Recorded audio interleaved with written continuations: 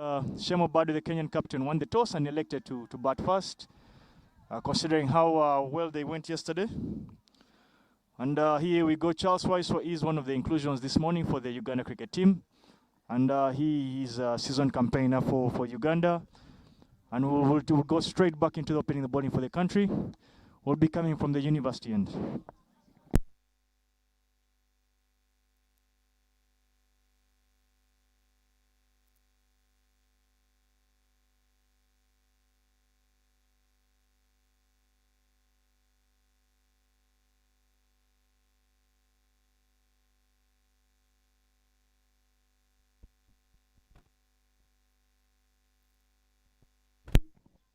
Just as proceedings went yesterday, opening for Kenya is Gurdeep Singh on this end, and he will be taking strike. Notable changes for Uganda in this morning's game. As I mentioned earlier, Charles Weisswa gets a return into the yellow and red for Uganda. He hasn't played for a while, missed out on the Castle Light series against Namibia recently, but he's back in the fold. His experience is one that Uganda will be banking on to open the bowling for the Uganda cricket team and look to lead from the front.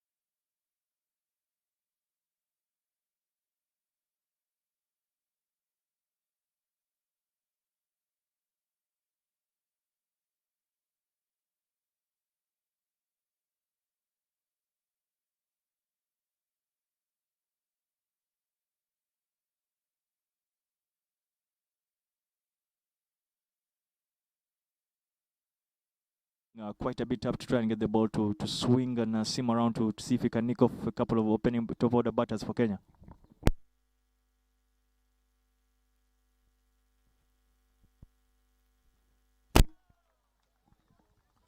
Just as I had mentioned, those are the kind of questions that Jonathan Sebanja has become accustomed to asking top order.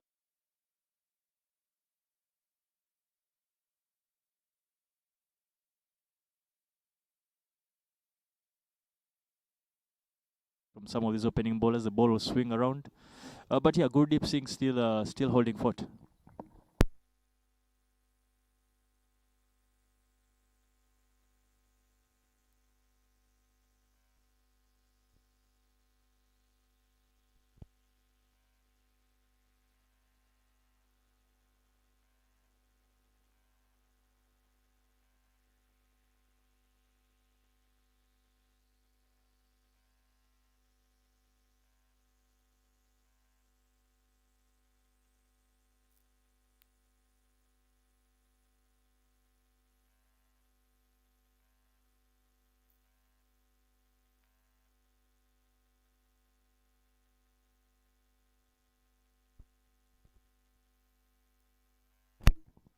Sabanja Jonathan is on the button on this morning. Oh, unfortunate incident. Gurdeep Singh gets hit on the hand of Senyondo Henry that was trying to hand into the wicket keeper. So that's a bit unfortunate, and we'll probably call for some medical attention for Gurdeep Singh. Apologies for that.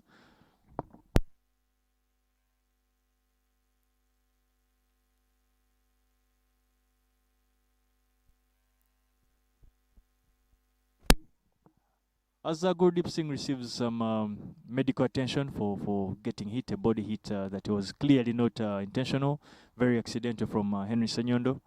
We're just letting you know that the fans have started coming in through the gate that is on the end, and the end of right behind the Kenyan dugout. But as we continue to throw precaution around, we ensure that COVID restrictions are observed, SOPs are observed. Those that can walk in must have masks. They should be able to observe social distancing as we look to fight this pandemic.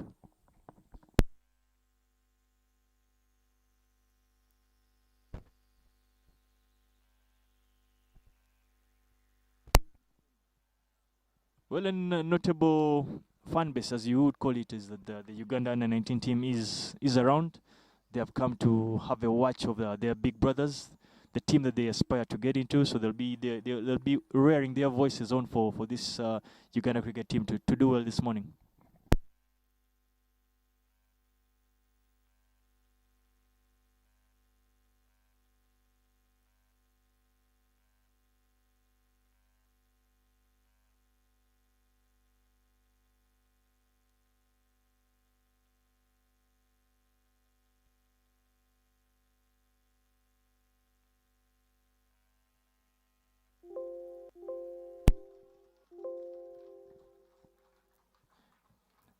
Good to see that Gurdeep Singh can still find the free-flowing movement of his hands and picks up a boundary even after that hit to his hand. Jonathan Sebanja concedes the first boundary of this game, but as I mentioned earlier, he's one that will look to try and swing the ball. So to do that, he needs to bowl the ball up.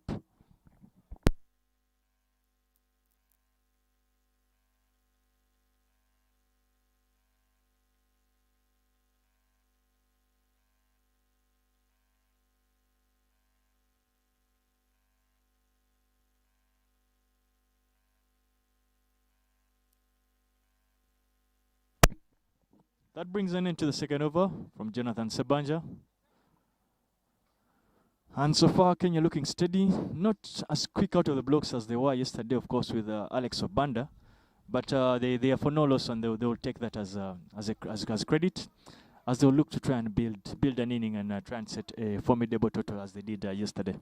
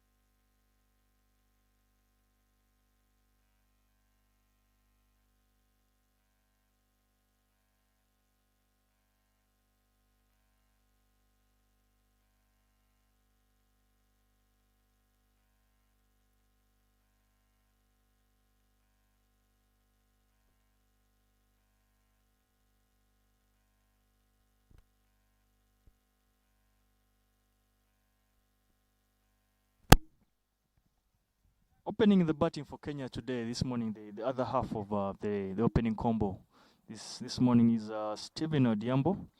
I honestly don't know too much about him, but I think he must have gotten some runs in the National League, and he's probably one that is one of the players that Kenya cricket are looking to try and take the mantle going forward opening. But so far he's looked tight. I think I spoke a little bit too soon, and he gets the outside edge of Charles Weisswa. As I mentioned earlier, Charles Weisswa is a seasoned campaigner.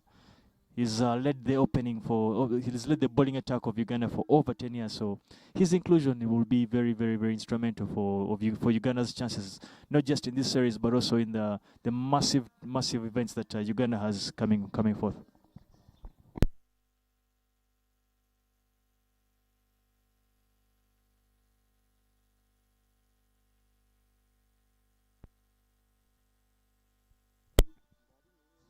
Well, the soft rock music that is being played, well, we will be hoping that it continues to bring fortune to the Uganda cricket team, as they've gotten off to a great start this morning, managing to pick up an early wicket of the unfortunate Stephen Odhiambo, goes for an early shower, but in walks the classy, elegant Rishabh Patel, walks in at first drop for Kenya.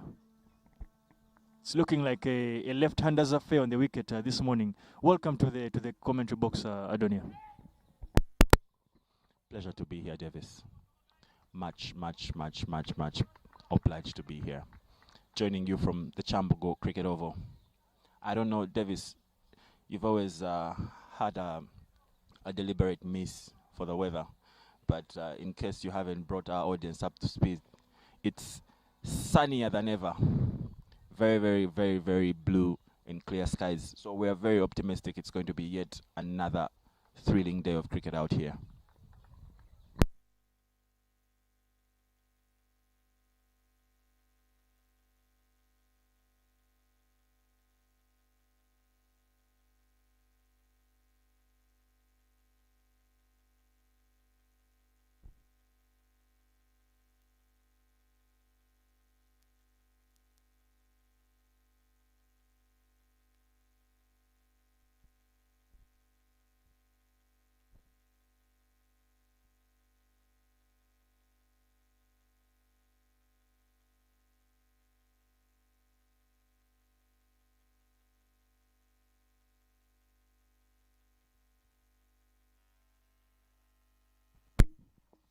Rishabh Patel manages to keep those two balls out so far from Charles Weisswa. He's played against Charles Weisswa for a couple of years, so he should know the trade that Charles Weisswa thrives on. Charles Weisswa is yet another one who likes to swing the ball. He gets a lot of big in-swingers to right-handers, so he will be bowling away swingers to Rishabh Patel. But he should be one that is accustomed to facing the quality of bowling that Charles Weisswa provides.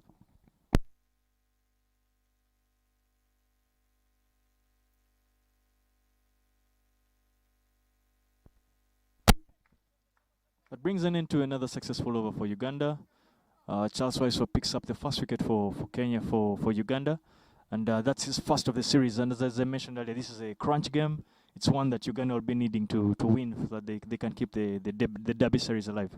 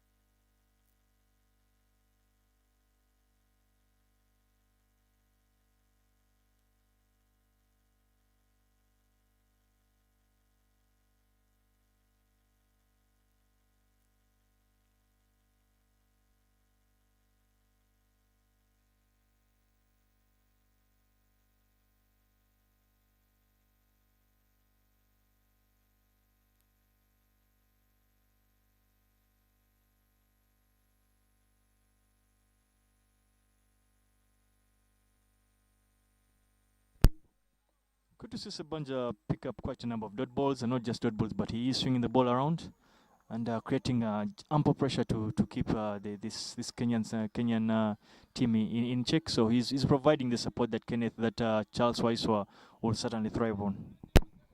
Davis, in the same breath, the left-right combination, the left-left combination by Uganda.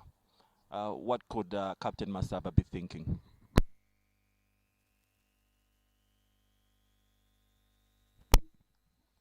Well, you must remember that these are two seasoned campaigners, Sebanja and Charles Weisswa. They didn't play yesterday. Yesterday we already had a look at what Bilal Hassan can do and what Hash Panchal can do, what they can provide. That was a right-hand combination. I think today they've gone for something different, allow for a bit more, first of all, a bit more experience coming to the side, but also allow for variety. You must remember that yesterday Kenya were off to a flyer. One could think maybe the inexperience on the one end of yesterday's opening duo might have been one of the reasons why they've brought in the two experienced left and senior pros.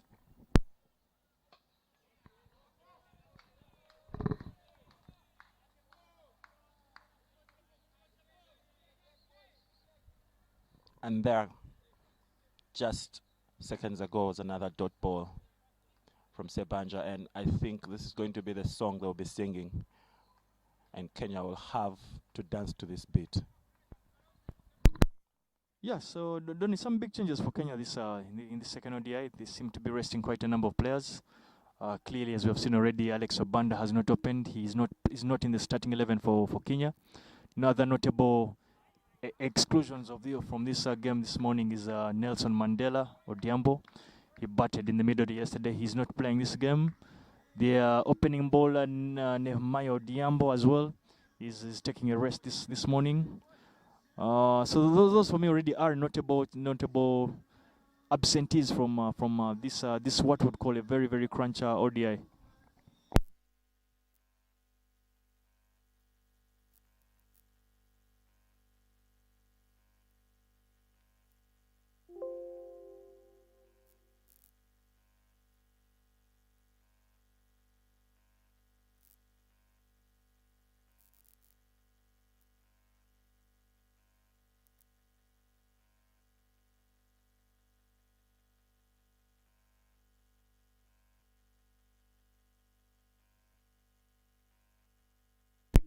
I'm also reminded that Irfan Karim, the wicketkeeper for Kenya yesterday, and I think the second highest run scorer yesterday, is also taking a break this morning. Good start yet again from Charles Weisswa. Fred Achalam takes a bit of a hit with that one staying a bit low. So, but those are body hits that wicketkeepers are accustomed to receiving. Interesting changes, Davis. I must say, quite confusing in my opinion as well. What do you reckon is going on in the dugout, in the Kenyan dugout? Is it just about the rest, or is it just about giving the other players a chance to have a go at Team Uganda? I think you brutally need to be honest and try and understand where Kenya cricket is coming from. Kenya cricket unfortunately has not played a couple of international games in a while, so they'll be looking to use this series one to allow their players try and get some game time under their belts as they prepare for the two very very big tournaments that are fast approaching. But they'll also use the series to try and try out a few other players, give another set of players a bit of an opportunity to see what they can actually bring to the table in international cricket. And that was bubbled by Brian Mathaba, shot through the covers by Gurdeep. And another one makes it to the ropes for Team Kenya, bringing up that tally to 11 for 1 in 4.3 overs. Uncharacteristic of Brian Masaba Davis.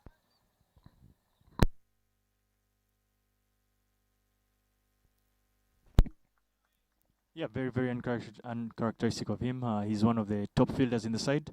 But Charles Weisswa will not mind the fact that Gurdeep Singh looks intentional on trying to drive the ball.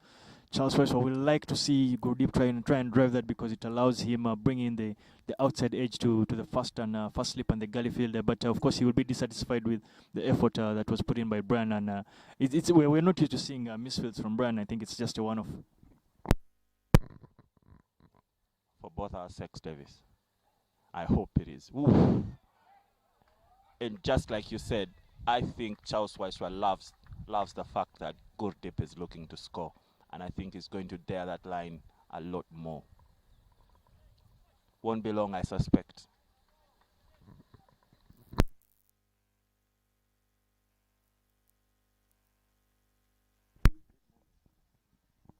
Well, interestingly, Donny, of course, Charles has been out of the side for a while. He had taken a bit of a break.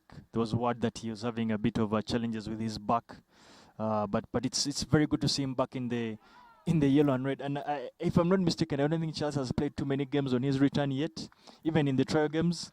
Just the other day, he played his first game back, I think, in a year. So it just goes to show, it's another illustration to show you that experience is one of those things that is very, very important. And the fact that you have it, you must be able to try and utilize it.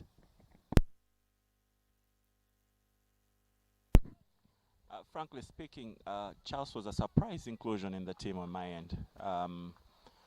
Having interacted with him quite a bit prior to this point, he had very, very, very little to no liking to a return. I would be very, very interested in the reason of his return, Davis. Any insights into that? I may not have the exact insights on Charles's return, but I know he's been a bit busy. He manages a fleet for Jumia. He manages the Eastern Fleet. That's in Ginger. So he literally has quite a lot of work that he has to do, of course, when he's off the cricket ground. So that must have been one of the reasons why he wasn't able to make as much time and make himself available much earlier. But I've been in that kind of position, and many times you listen to your teammates, the calls you get from your teammates, the messages you get from the teammates. When you're out there in the field, you're playing for each other. So when a couple of these guys feel that you have something that you could add, some addition that you could bring, that could help change their fortunes, it's something that will ring bells in your mind and make you probably reconsider at times.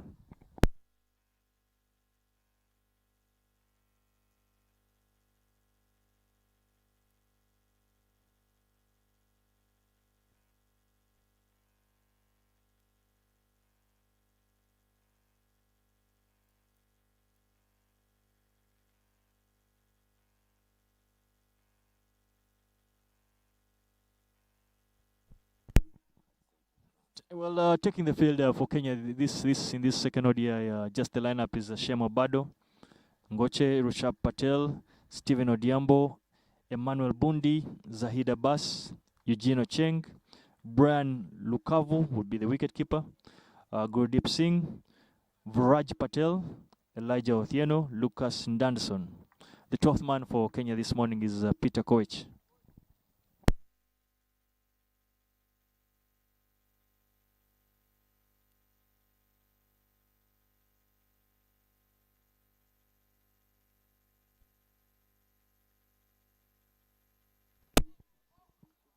Well, as Donny enjoys his Cafe Java's breakfast, he's giving me the honor of trying to read With out no the rats.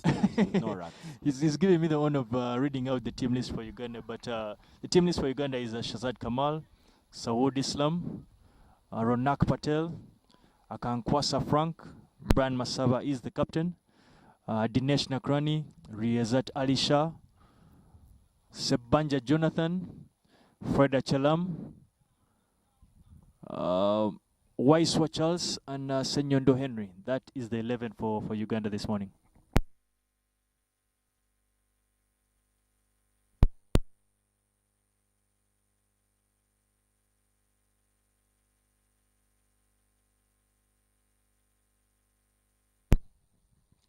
I absolutely have to admit this is a much stronger outfit compared to yesterday. I deliberately see the balance between bat and ball, and I think Kenya is going to have their work a little bit harder today compared to yesterday.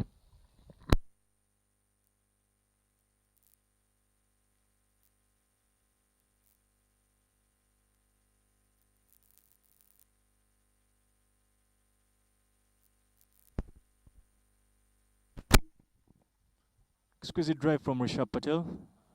One would have felt that Riazat Ali Shah might have been in a better position to try and stop that and keep that at least to maybe just one.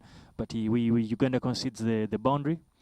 much needed one for Kenya, as Kenya will be looking to try and rebuild and try and get a decent start to provide a good total for Uganda chess. But yeah, Donny, as you mentioned earlier, for me, it's a statistic that we talked about yesterday. The number of international caps that was on the field for Uganda yesterday was certainly on the lower end. So this team this morning provides a lot more of that. You find that the team this morning for Kenya, for Uganda today is one that has quite a number of international caps under their belts. So we'll be hoping that the result is certainly a very different one from yesterday. And that brings us to the end of the over. 15 for 1 from 6 overs. Davis, the run rate is for Kenya compared to yesterday is absolutely low. I venture they're keeping it down to under 3 runs, about 2 point something now, I reckon. Will Kenya be looking to step it up, or will they just look to get their groove going and just allow themselves a chance to grow into the game? Well, you must recognize, of course, the experience that Uganda have brought in the opening bowlers this morning is one that cannot be taken for granted. So you expect a lot more questions to be asked to the Kenyan opening order. You can tell that there's a difference in the bowling, the quality of bowling. Yesterday I felt we bowled a bit too loose up front, and then we can't forget the Alex Obanda factor. He massacred the bowling lineup right from the get-go, and he got going pretty early. That is something Uganda must have talked about, and today they have come out to execute and not allowed the Kenyan openers, regardless of who the players are, they've not allowed them to get off to a flyer.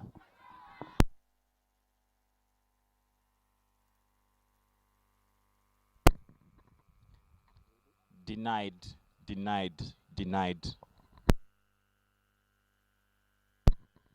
by umpire Chintu, and Gurdeep survives a nick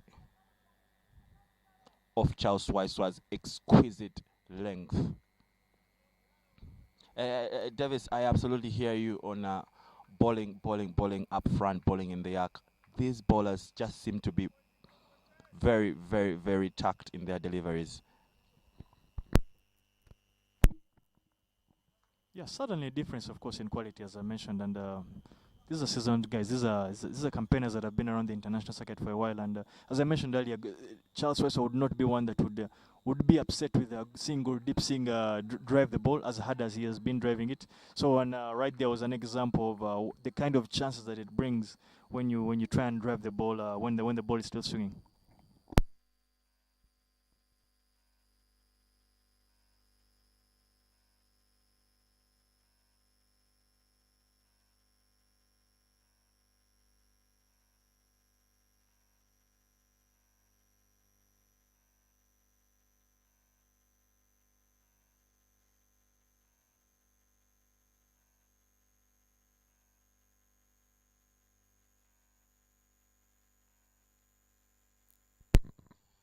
We've spoken into the changes in both Kenya and the Ugandan team, and we'd intentionally left out the changes in the umpiring team. But standing in the middle today is umpire Chintu and Simon Chintu, the chairman of Umpires Uganda, and Becca Elonge, the outgoing chairman of umpires. So we can't say with the greatest confidence that there is a lot of umpiring experience in our midst today.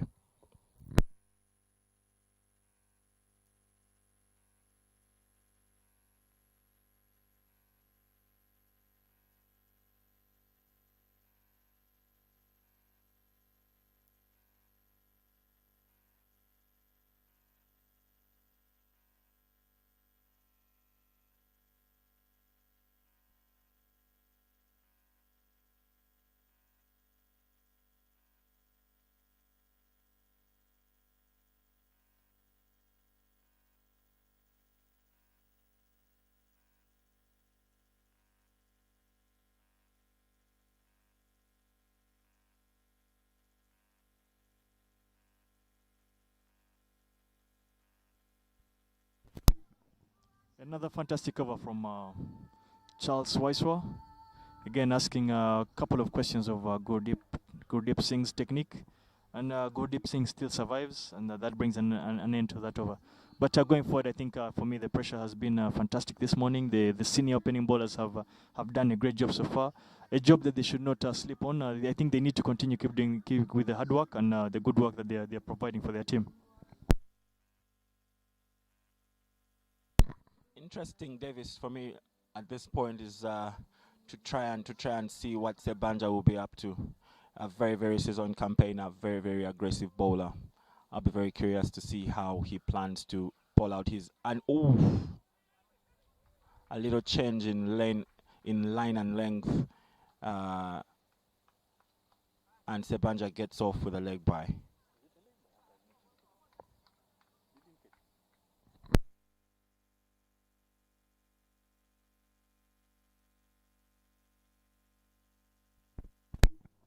Strange, the umpire hasn't seemed to have indicated a leg bye, so we will assume that came off Shab Patel's blade, which simply would have meant that was a chance that has been put down by, unfortunately, Fred Achelam.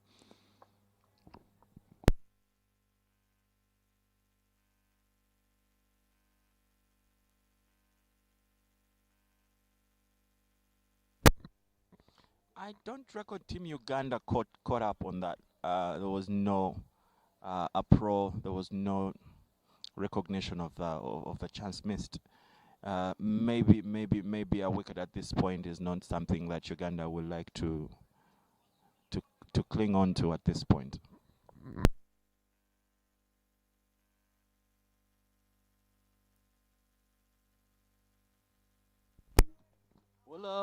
Yeah, that's very strange that there never seem to be any sense of applaud or excitement on the field for the Uganda team. But maybe they are more satisfied with the fact that they feel maybe Fred Achelam's effort saved 4 runs instead. Silver lining on perhaps not the darkest cloud, but a silver lining yet.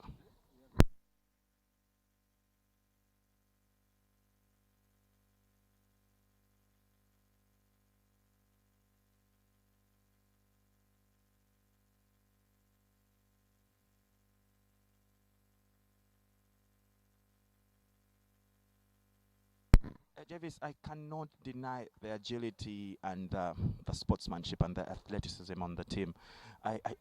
This Uganda team looks to be in much better shape. A lot of players we've seen with belly fat in the past, and for lack of a better word, protruding behind. Everything seems to be in check and in shape. I must admit, the technical team must have put in quite the shift to get the team into this shape. Don't go in corners. If you're talking about some of our stomachs and some of our protruding butts, you can simply say it. But yeah, you must remember that Coach Lawrence Madlane he's a freak for preparation and process.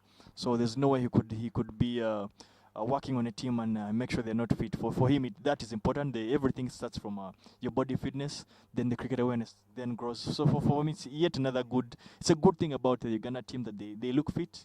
They look like they are able to climb mountains, if I may put it that way. They look like they are in good shape. Well, here's another mountain for them to climb, and we hope they'll be able to come out victors at the peak at the end of this encounter. Jonathan Sebanja coming through from the Ginger Road end, bringing his final delivery for the 8th over.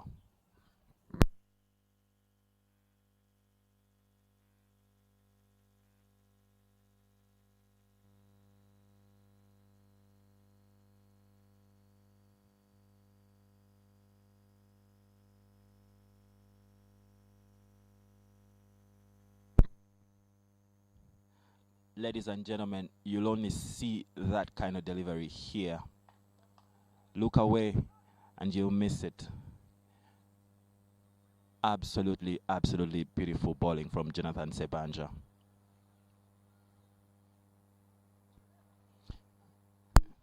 Of course, Adoni, great signs and good stuff, good reward, good stuff from Jonathan Sebanja.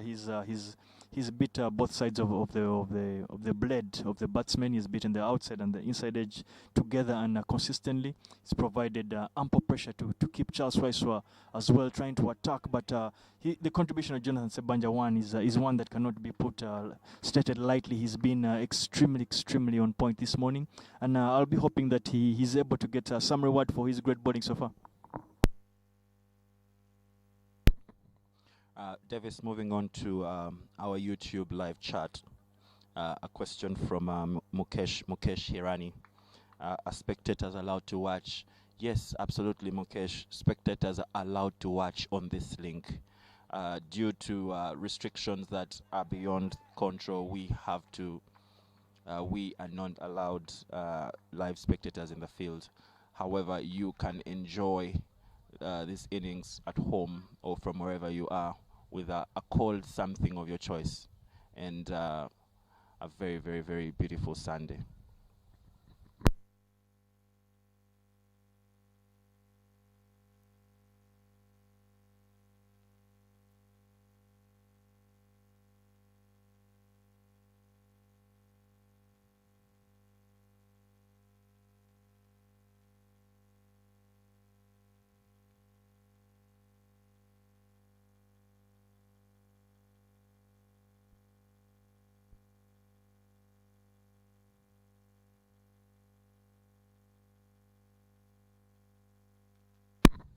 And Charles Weisswa back in their attack.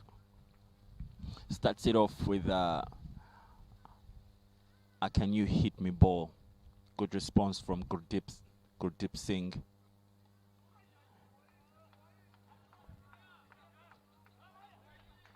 Second ball gets just an edge through slips. Very, very, very well fielded by Dinesh to save a boundary.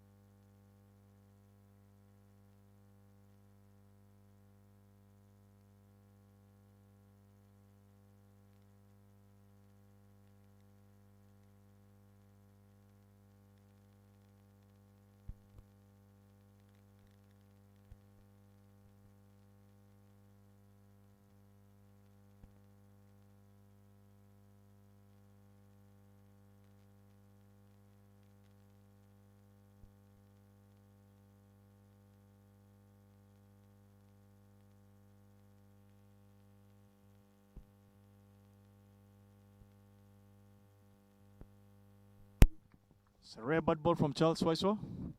Ball's a bit too straight, and Rishabh Patel is up to the task and manages to whip that off his pads to the square leg boundary. Well, he did have a very, very similar, not very similar, but he did fall yesterday to a sweep shot. So perhaps in Charles Weisswa's defense, he does have a weakness in his strength.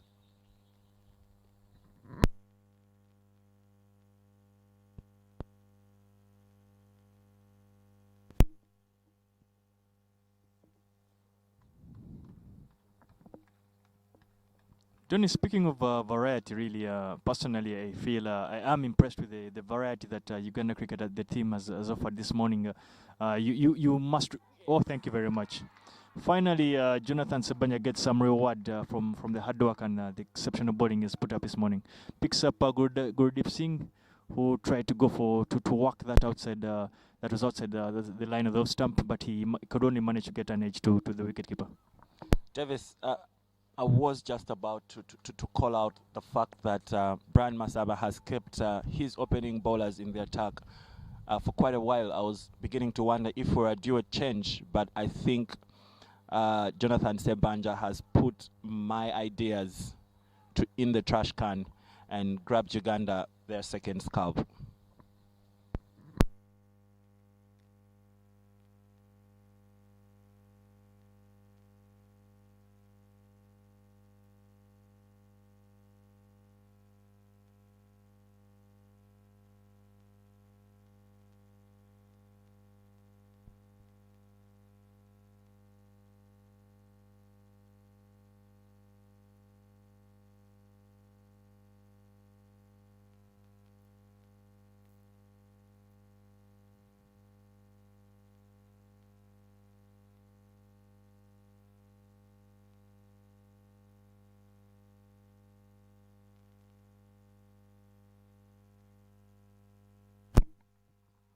In walks Brian Lukavu, the wicketkeeper for Kenya in this second ODI. He walks in at number 4. Gets his first game for Kenya in this series. I'm not too sure if he's on international debut, but he'll be one, of course, that will be looking to try and showcase what he can bring to the party for this Kenyan side. Davis, I'm guessing if he's new to you, if this batsman is new to you, he must be new to the Ugandan players in general. Yeah, he must be a very new addition, not only for Kenya, but even to he might not be very familiar to the Ugandan bowlers and the team itself, and neither will the Ugandan players be familiar with him. But I'm always one to believe that by the time someone is playing for his nation, he has met a certain standard that is expected of international cricket. So he's one that you should not take lightly. Many people look to thrive off our opportunity, and he is one that will be looking to try and get his opportunity going and his Kenyan career going. Well, Rishabh Patel seems to have some words of wisdom to pass on to the new batsman. Maybe he's sensed the danger earlier than the rest of us. Yeah, he probably has. He knows Uganda won. They are on top, so they are on the attack. They've added an extra slip for the new man. That could only mean that Uganda sense a bit of blood, and I will be looking to try and wrap it up and spoil Brian's debut game.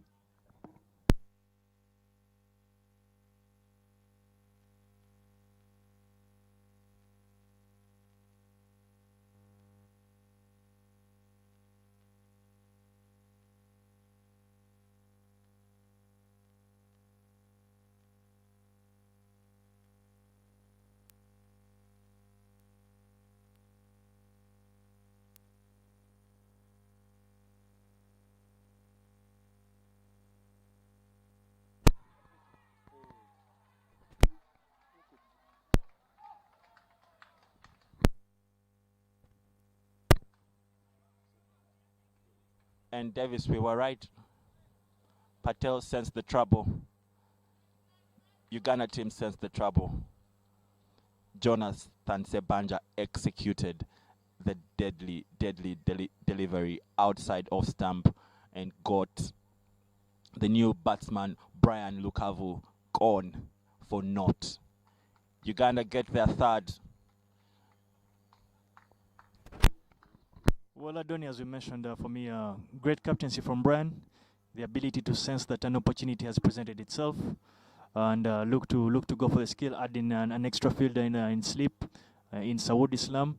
But it's one thing to plan something, but it's another thing also to get the plan right. And you must give a tremendous hats off to Jonathan Sebanya that manages to bowl in the right areas and get Brian to sneak that off. And unfortunately, he goes for an early shower. And walking in for Kenya, Zahid Abbas came in quite late yesterday, but I'm guessing the changes in today's team require an earlier contribution for his nation. Very, very, very little changes in the field from Brian Masaba. With just 2 balls left in the over, can Jonathan Sebanja make it 3 in this over?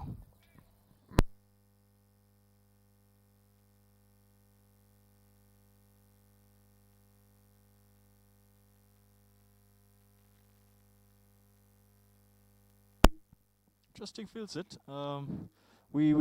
Brian gets rid of the cover. I don't seem to see a cover. That only goes to show you that that doesn't carry. That doesn't carry, unfortunately for Uganda, but very fortunate for Zahid Abbas. He could have gone for a fast bowler this morning, yet he batted pretty well yesterday. But again, the stage is very, very different from the time Zahid Abbas came in yesterday. Today he's coming with his team in lots of trouble. So he'll be required to try and do a repair job, rebuild the inning, try and be around and support Rishabh Patel for them to try and get out of this trouble early on, but also look to build a decent total that can be competitive against Uganda.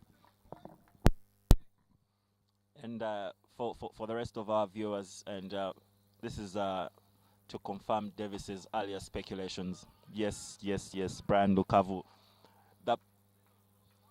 I don't want to say deceased, that just sounds wrong, but the previous batsman for Kenya is indeed making everything debut today.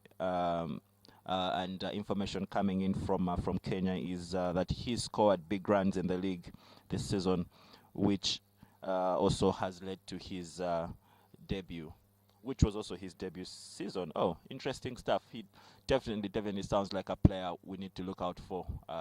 Perhaps Davis was just a little unlucky today, or maybe Sebanja had other ideas for him. Well, Adoni, of course, that is interesting. It's good to hear that we were probably right on our speculation that by the time a guy walks out to play and wear the shirt for his country, he's earned the place. He's done quite enough to allow him to come in and look to represent his country. And you would say he's unfortunate to have nicked off very early today. But just like what happened yesterday, Simon Sissazi has been the leading run scorer for the Uganda cricket team in the trials, but was again equally got a one bowler yesterday. But the younger players, for me, one of the things I like to see them to succeed is I like to see them learn from experiences like this, because I've always felt the grade, the step up from league cricket to international cricket is absolutely different. The margins are so big, because you're up against the other nation's very best players. And I hope Brian today and Simon yesterday are able to pick lessons from their unfortunate appearances so far and learn from it and look to do better in the future. And that was a quick one from Rispa Patel. Straight to Senyondo in the third man. Kenya have taken on the tortoise's move. Slow run rate. But they have to try and stick it out, try and give themselves a fighting chance. Davis have the coins flipped. This, in my opinion, looks like a mirror image of Uganda's second innings yesterday. Yeah, very familiar. Of course, when you look back at what happened to Uganda yesterday in the second inning, it's simply a change of jerseys, color of jerseys. Yesterday it was the yellow jersey, today it is the green one. But Donny, more interestingly, of course, is the bowling change that Brian Masaba has just effected. He's bringing yet another left-hander. The variety in terms of bringing left-handers today, for me, is it is a bit of a resource that we must be thankful for, that we can line up a Uganda team to have 4 left-hand bowlers. Well, not forgetting that Henry Senyon does not yet bowled this morning, but that presents 4 left-hand bowlers, and that's massively beauty of a variety that Uganda has.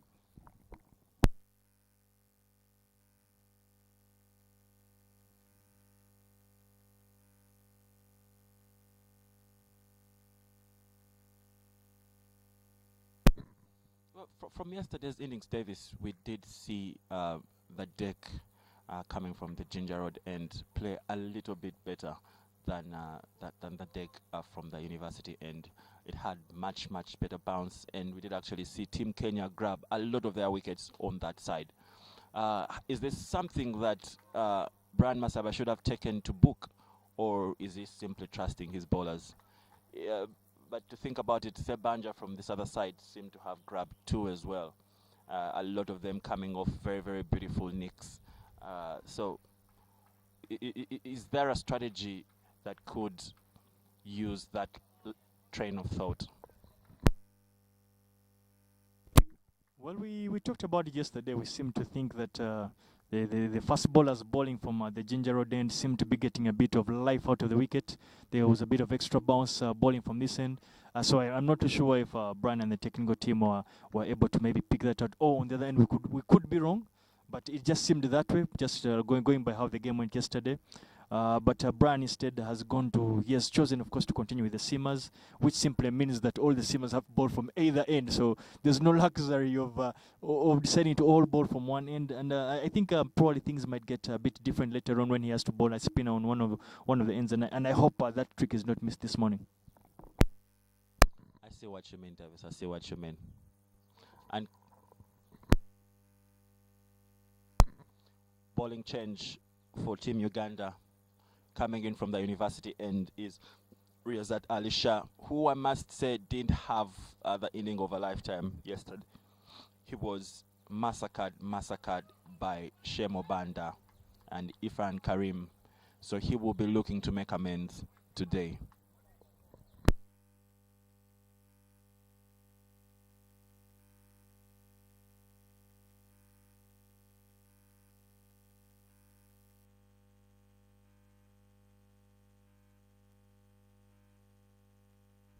Apologies, I meant Alex Obanda and Ifan Karim. Had a field day yesterday, both scoring in the 70s for Team Kenya.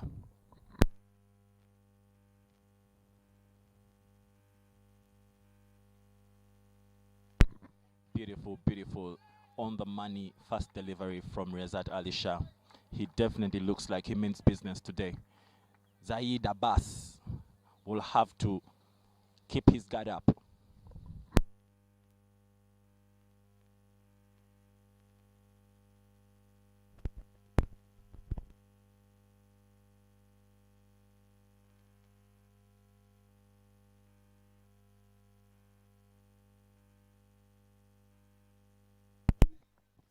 Rizzi, as we talked about it, Donny, this end for me seems to have a lot of life for the Seamers, and Riazat Shah is one of those that can utilize that. Yesterday he had a completely off day with the ball. He will be looking to come back much stronger and be the first ball that we know him to be. But Donny, again, goes back to our point about bowling on this end.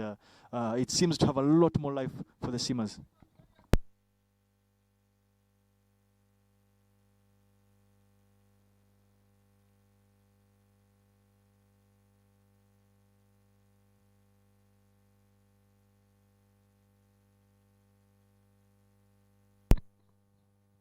Wide ball from Riazat Ali Shah. Definitely not making the kind of use we expect him to be making of the deck. Very well saved by our wicket keeper Freda Chalam. Beautiful dive into the ground. Donny, would you have been tempted to have kept Sebanja bowling on this end just maybe for an over or two, considering, of course, Zahid Abbas he's a new batter, and considering the momentum that Jonathan Sebanja was having right now, would you have been tempted to have added him another over or two? Absolutely, Davis. Absolutely. Definitely would have given him, perhaps even bowled him out at this point. If he had the valve for it, I would definitely consider bowling Sebanja out and maybe keeping Charles Weisswa for later times. But definitely Sebanja seemed to have gotten his groove, and he could only do a lot more damage to Team Kenya.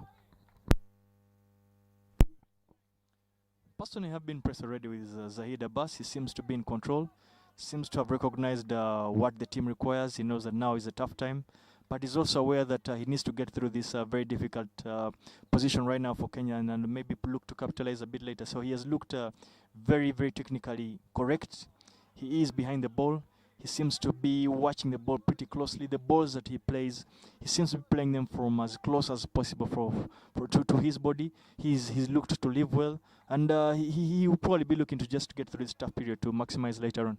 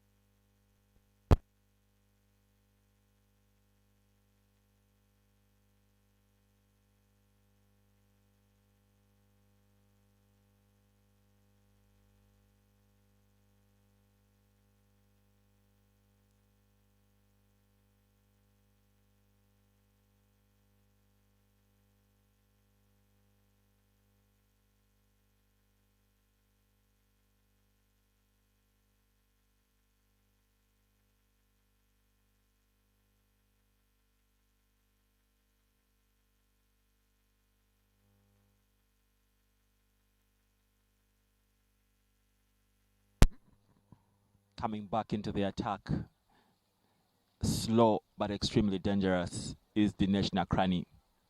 Dinesh has featured for Team Uganda much more in the book as a batsman.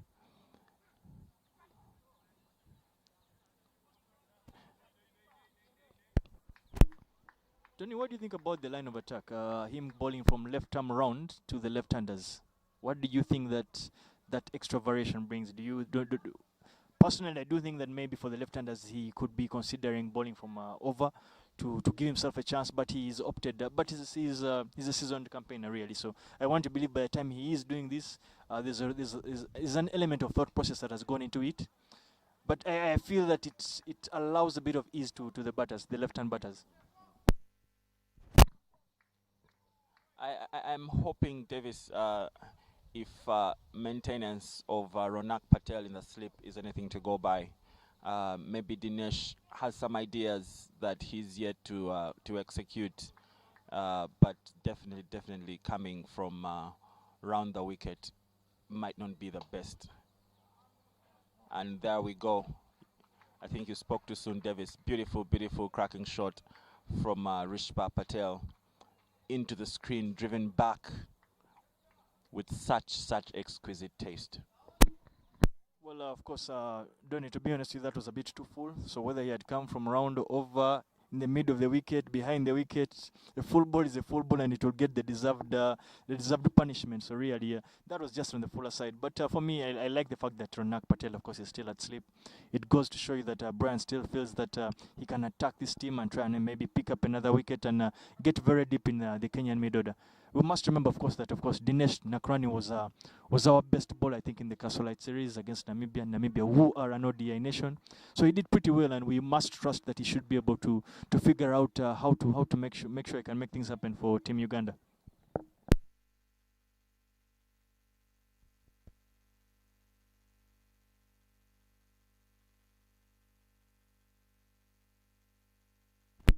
Donny, the under-19 team is around to watch the Uganda national team, and they've been having a series, of course, against Kaduna. They are 2-0 down against Kaduna, but they have shown great character already. The first game, I think, they lost by only 5 runs. They were chasing a big total of about 193. They had to chase that in 35 overs. So for the team to have lost by only 5, one, it showed that they have the ability and belief in their abilities, and will be looking to try and continue to do this progress as they prepare for the World Cup qualifiers in Kigali, I think, next month. This month, to be exact, actually.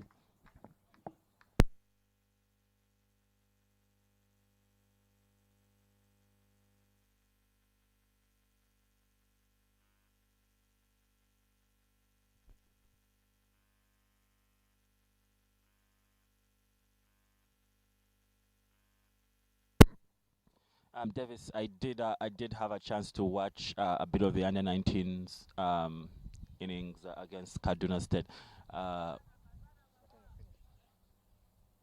yes, maybe just before we continue that conversation, Davis, noticeably, Dinesh Nakrani has succumbed to advice from the commentary box and switched things up. He's now coming from left arm over. Yeah, back to our little anecdote, Davis. Just to clarify, the under-19s were playing Kaduna State, not the under-19 of the Kaduna State. They were playing the main team. Because I could have been fooled. Those guys didn't look 19. They looked like they were. And that bubbled. Again, very ambitious from Captain Brian Masaba. Very well fielded by Sebanja. And Charles Weisswa is not happy about it. He would be changing words with Jonathan Sebanja. But the two opening batsmen will be coming to terms with the fact that Uganda gave away 1 extra run.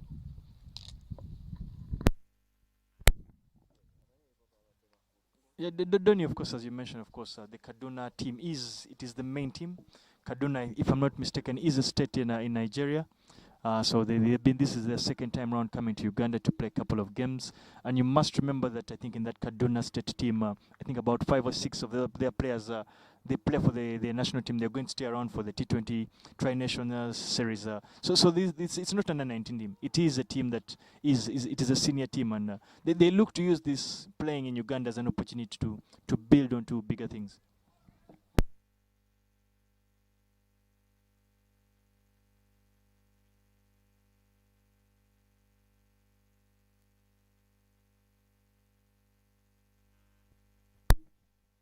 Needed boundary right there for Kenya. Zahid Abbas didn't make as much connection with the bat, but he gets a team leg by for the Kenya team, and that's over Riazat Ali Shah. Riazat will be expected to try and bowl a bit better, look to try and bring in the slip and the gully fielders, create enough questions to Zahid Abbas, hoping that he's able to nick off one, and Uganda can get into the Kenya middle order very, very quickly.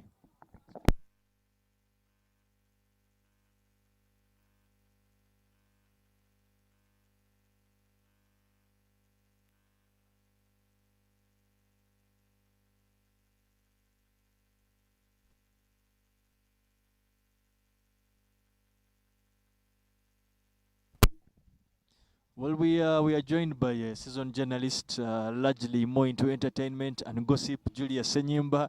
He's made a career out of letting the world know who is with who and who was seen in which bar. But he joins us here in the commentary box, and it's a great to see a follower of Uganda cricket coming to spend a sunny morning to watch the cricket teams and support them. Julius, welcome to the commentary box. Thank you. It's a pleasure. Being around these great brains of the game. And if you say entertainment, really, you should say that sports is lifestyle. And I bring out that side, the off the pitch side, which really helps people like you to become stars and celebrities out there. And now, yeah, that's why actually maybe when you go to a bar, people fight to buy you a beer or two. It's because of that, because of my Enough, Julius. Thank you very much for letting us know that you're here and trying to justify the kind of work that you do. But we do appreciate your contributions, not just to the nation, but to sports as well. You've managed to allow the sportsmen get a decent amount of branding, whether it is good or bad. They say any press is very welcome, so any news is welcome. There is no bad publicity, Davis. Exactly. All publicity is good publicity. So Julius Senyimba, thank you very much for your support in that, but also to come out and support the Uganda cricket team. And back to the middle. Riazat Ali Shah. Missing a bit of marks and a bit bowling a bit all over the place with no consistency at all.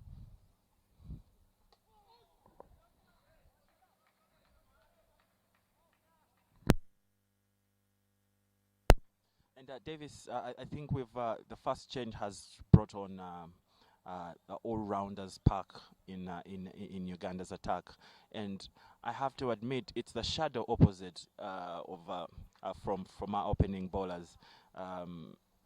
And perhaps to your point, maybe we did let the Kenyan team out of the noose quite soon.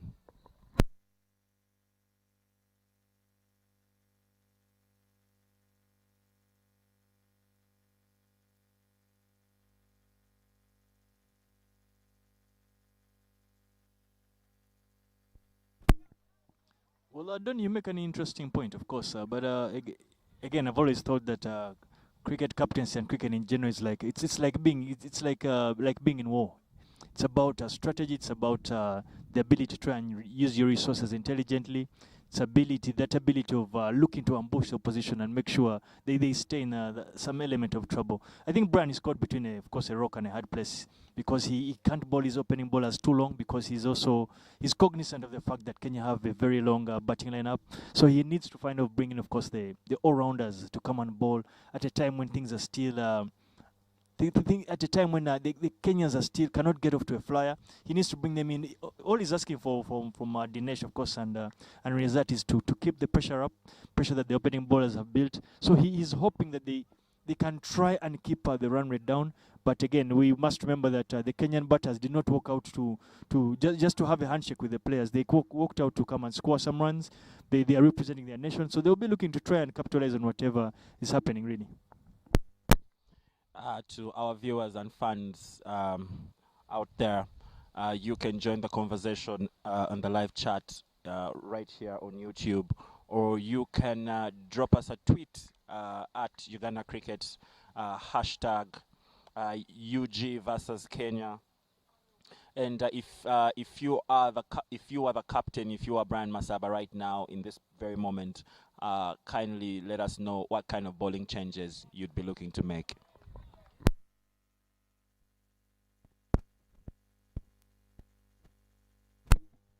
Very good to see for me Dinesh come from left arm over to the right hander. I think that allows a bit of that advantage, creates that natural variation of the ball going away.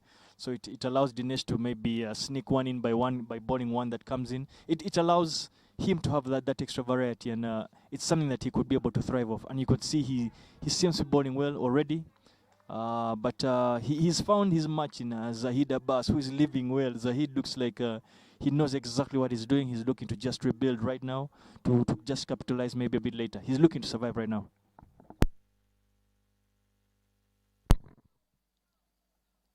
Undeniably a good comeback from Dinesh Davis. But also what's non-deniable is the fact that the Kenyan batting partner is getting more comfortable, and Team Uganda has got to try and shake things up.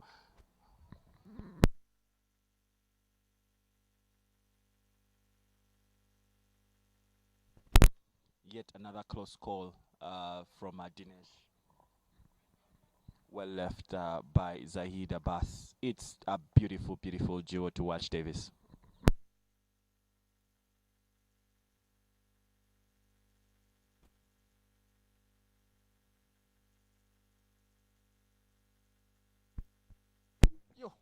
That's a bit unfortunate for Dinesh Nakrani, that he manages to get something out of the wicket, manages to get a glove of Zahid Abbas, but unfortunately it flies to the vacant slip region. Ronak Patel had just been moved to the gully position, so it's just a bit unfortunate for Dinesh Nakrani. But for me, I feel him bowling from left arm over provides the natural variation that could be very, very handy for him right now.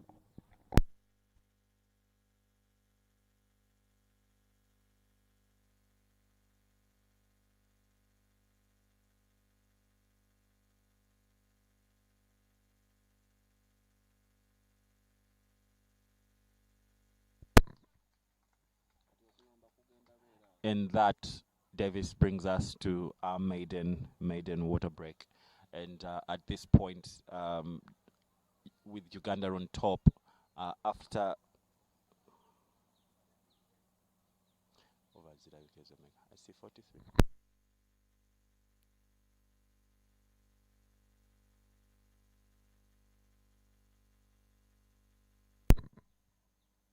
After 15 overs, Kenya is 43 for 3.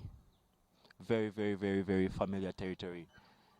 We saw Uganda in a very, very familiar spot yesterday. Very few runs on board with quite a number of wickets gone.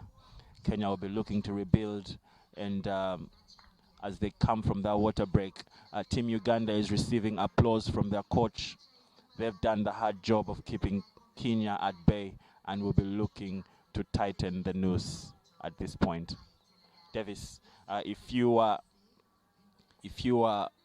the captain, you know, if we can go back to your captaining days. First water break, you're 43 for 3. What are you telling the team?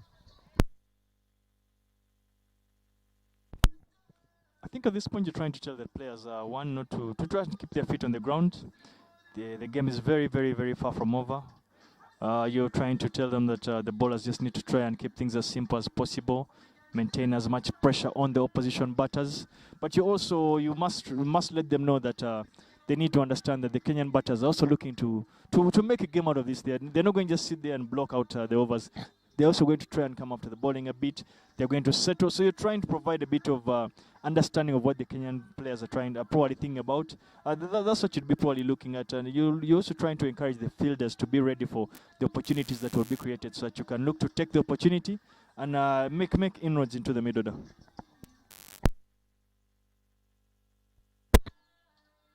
And as we go into the break, I would like to remind our viewers, please subscribe to this YouTube channel to get updates and information on the upcoming tri-series that will commence next week right here in Kampala, Uganda. It's going to be a scintillating encounter between Uganda, Kenya, and Nigeria.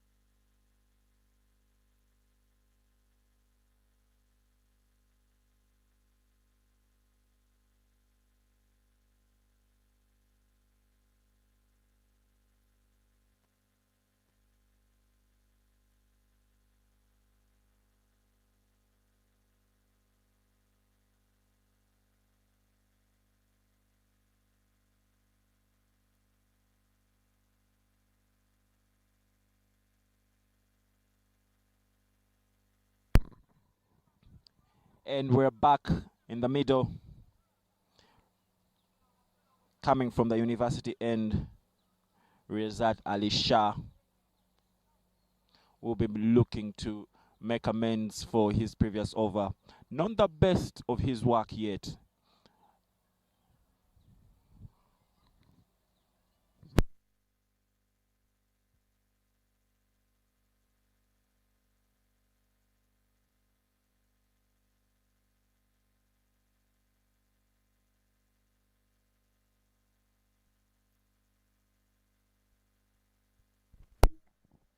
Well, as we return back to the game after the first hour, whereby first hour that has been ably won by Uganda by picking up 3 early wickets, but Kenya very much still in it as they continue to do the rebuilding phase right now with Rishabh Patel and Zahid Abbas continuing the good work. Yo! It's a crisp drive through the cover region from Rishabh Patel. As I said yesterday, he's an elegant left-hander and he knows his way around the top order batting, and he'll be looking to be the mainstay for the Kenyan lineup this morning. I have to admit, Patel has a classy way of going about his business.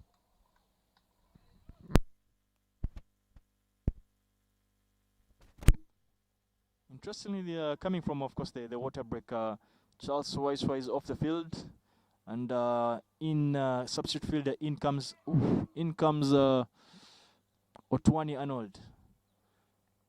Riazat Ali Shah responds with a bouncer, but Rishabh Patel gets something to it, and that flies past the wicket-keeper Fred Chalam for yet another boundary. Back-to-back boundaries for Kenya. Difficult chance there. Got the perfect bounce. You know, Davis, we were talking about this bounce, and it doesn't look like it's something that Fred Chalam has picked up. That went begging slightly over his head. Definitely not to the joy of Riazat Ali Shah.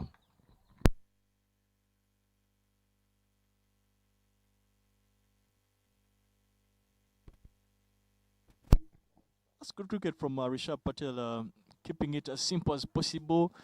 A huge mantra by Martin Suju after getting a boundary, you need to get a single, and he does exactly that, already making the over, a 9-run over. Yet we still have a couple of balls to go. So it's a good recovery job from Rishabh Patel and Zahid Abbas.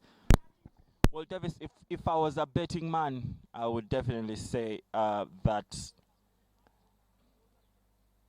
Rishabh Patel has his orders at this point.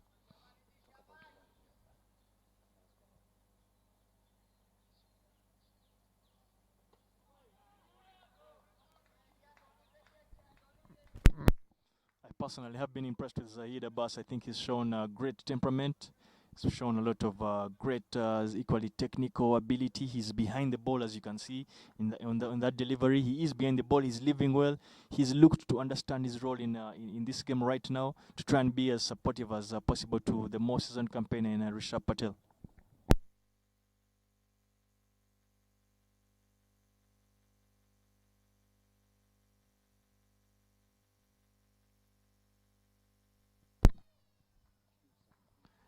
Pictures coming to you live from Chambogo. We do have some of the players in Team Kenya taking to the nets to just try and get a few knocks in. What a comeback from Riazat Ali Shah, bringing Kenya to 52 for 3 after 16. Davis, the return after the drinks break definitely has a different Kenyan batting strategy at this point. We're seeing Rishabh Patel very aggressive at this point, going after short balls and driving with a little bit more intent. Do you think there is a new plan?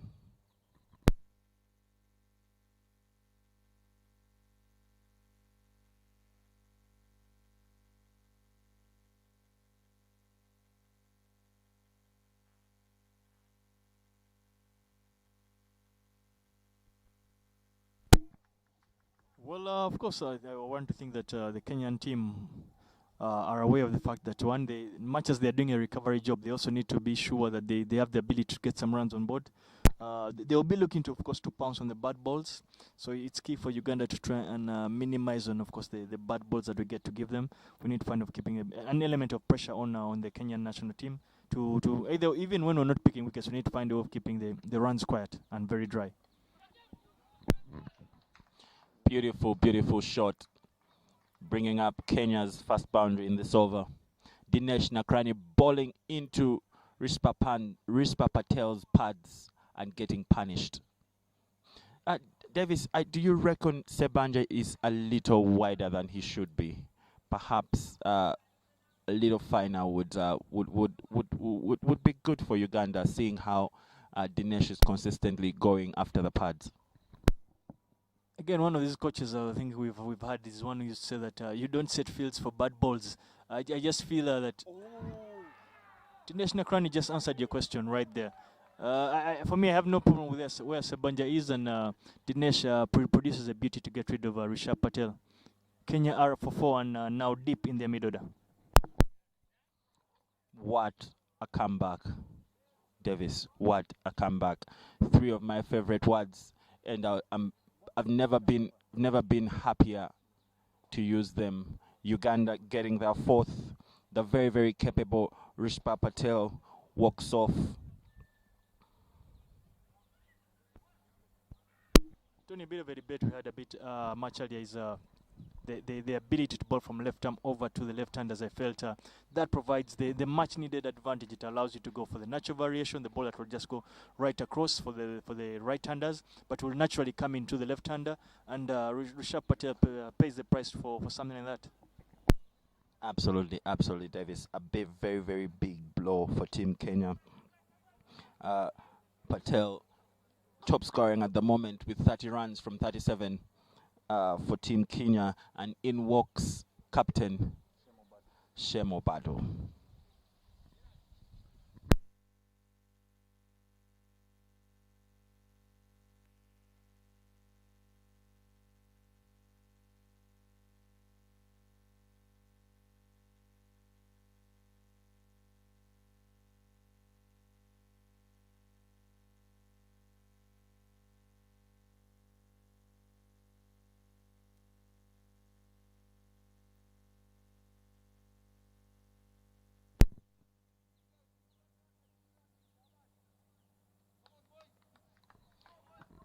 Ugandan team picking up the spirit of the game a little bit louder now, with a hint of renewed energy. Another beautiful, beautiful ball, and beautifully well left by Shem Ngoche. You can hear, oh no, maybe you can't, but we can hear the chants from all the way down over in mid off and mid on. Definitely, definitely, Uganda has got a jolt of energy.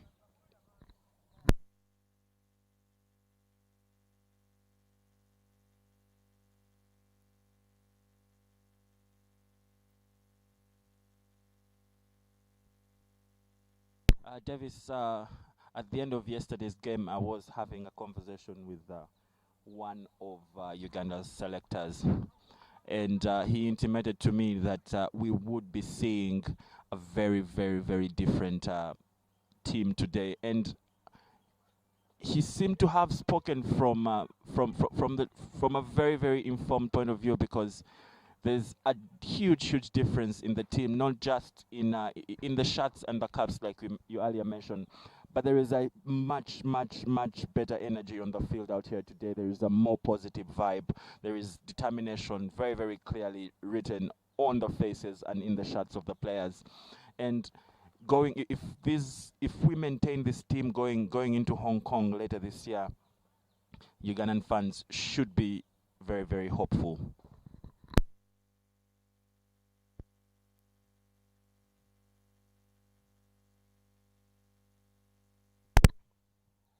And that was a ripper. A ripper from Dinesh. Clipped Zaid Abbas's pad. But he only seemed the only person to be interested in an LBW. Bubbled by Fred Achalam. But very, very, very beautiful bowling from Dinesh. Dinesh Nakrani seems to be asking pretty tough questions of the Kenyan lineup right now, and it's very good to see for me, as I mentioned earlier. Again, the changing angle for me provides an absolutely attacking option for him as a bowler and for Uganda. I find the other option of bowling from round a bit more defensive if you're trying to stop the conceding of runs, but for him coming from left arm over, it provides that extra advantage, and he seems to be utilizing it. But generally speaking, I think Uganda will suddenly be looking to pick one wicket here between Zahid and Shem. If they'll probably be looking to get one of these and feel like they have their job cut out for much later on if they can get one of these. Interestingly, Charles Weisswa returns onto the field. Otwani takes a break yet again. Could the return of Charles Weisswa probably mean that Brian might be thinking of bringing him back to try and get a breakthrough for Uganda? Absolutely. I think maybe Charles's tank was running empty, and a few overs break has given him just the amount of energy he needs to bury Kenya.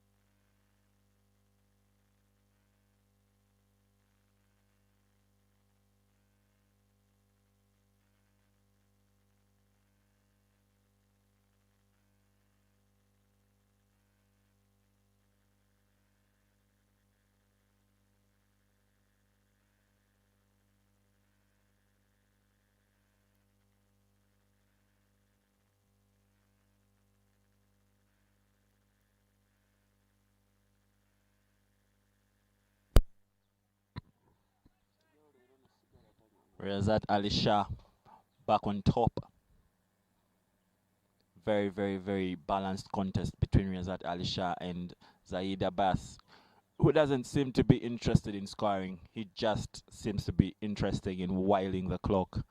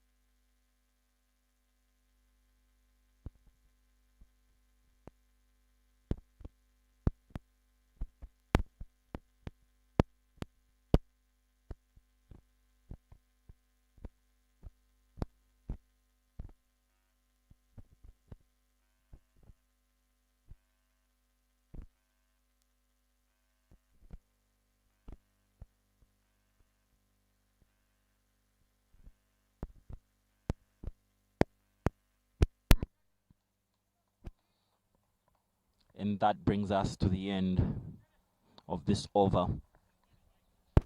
Much better over from Riazat Ali Shah. I think I'm hoping as a Ugandan he's starting to find his line and length to get and hit the right spot. He hasn't picked up, he hasn't considered the boundary, which is a very, very good thing. He needs to just continue the momentum along those lines. 60 for 4 after 18 overs, with a run rate of 3.3 per over. Kenya is expected to post a score in the region of 165, 170.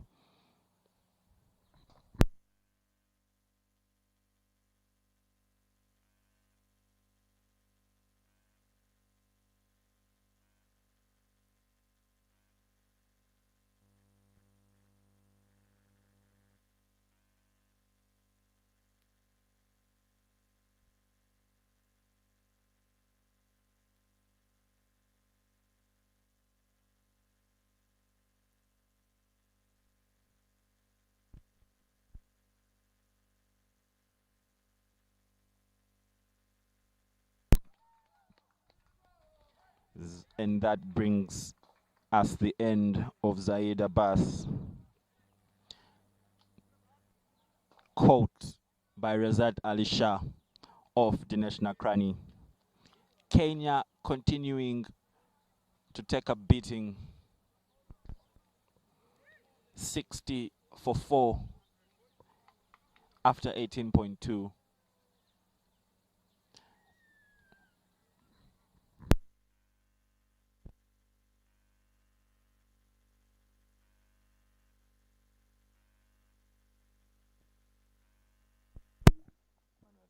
With the end of Zahid Abbas's his effort to try and rebuild the innings and look to try and get Kenya to the competitive total. He personally felt he's done a decent job trying to do that. Walking in, of course, when Kenya was in about the 20s, so he's tried, and unfortunately he's lost his wicket trying to go for a shot right over the top to try and get a bit of runs of Dinesh Nakrani, and that brings yet another reward to Dinesh Nakrani bowling to the right-handers from left arm of the wicket. Well, Davis, it does somehow feel like there has been a trade-off of sorts. Yesterday, Kenya decided to field their strongest side, and on the day Uganda fields their strongest side, Kenya has rested their strongest side. So there does Feel like a trade-off. When you look at it, that may be so, but I would assure you it is not intentional. I think it's, as I said earlier, the two teams have must be having different maybe objectives or ambitions of trying to achieve they're trying to achieve out of this series. And for me, what that simply means that it allows Uganda a chance to try and see if they can win this game and set up a crunch decider that will be happening on Tuesday.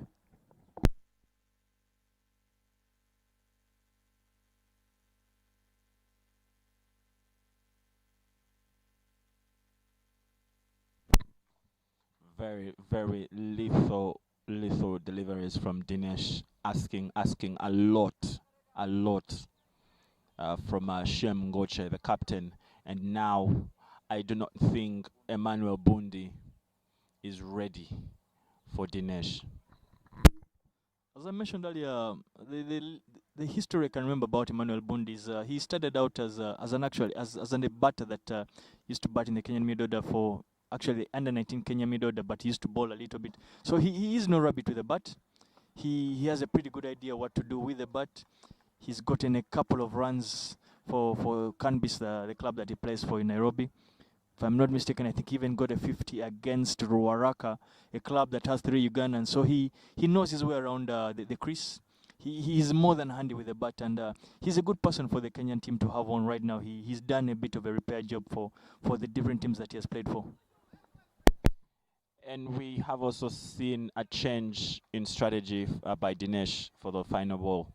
He did come from a left arm round to try and attack Bundi's pad. Very, very well survived by Bundi.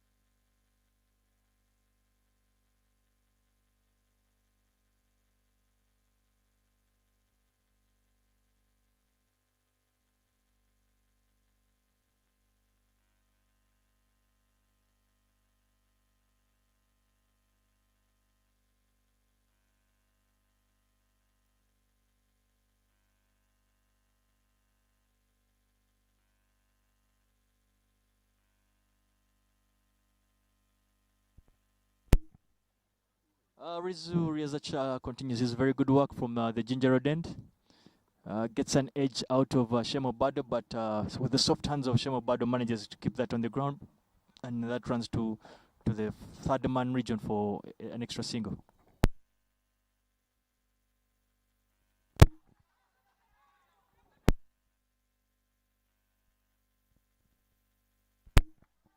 That was a sublime drive from Emmanuel Bundi. As I mentioned, he's no rabbit to the bat. He knows what to do with the bat. But good cricket all round. Charles Weisswa was saving what was an obvious boundary, stopping that to concede just one. But the ball ricocheted to Sebanja, who took a shy at the stump and for a run-out chance. And Bundi was very fortunate to have made it in time, or just not to for the stumps not to have been shattered. Just here praying to the gods that Charles Weisswa didn't pick up a nick from that dive. Looked quite dangerous from where I'm seated.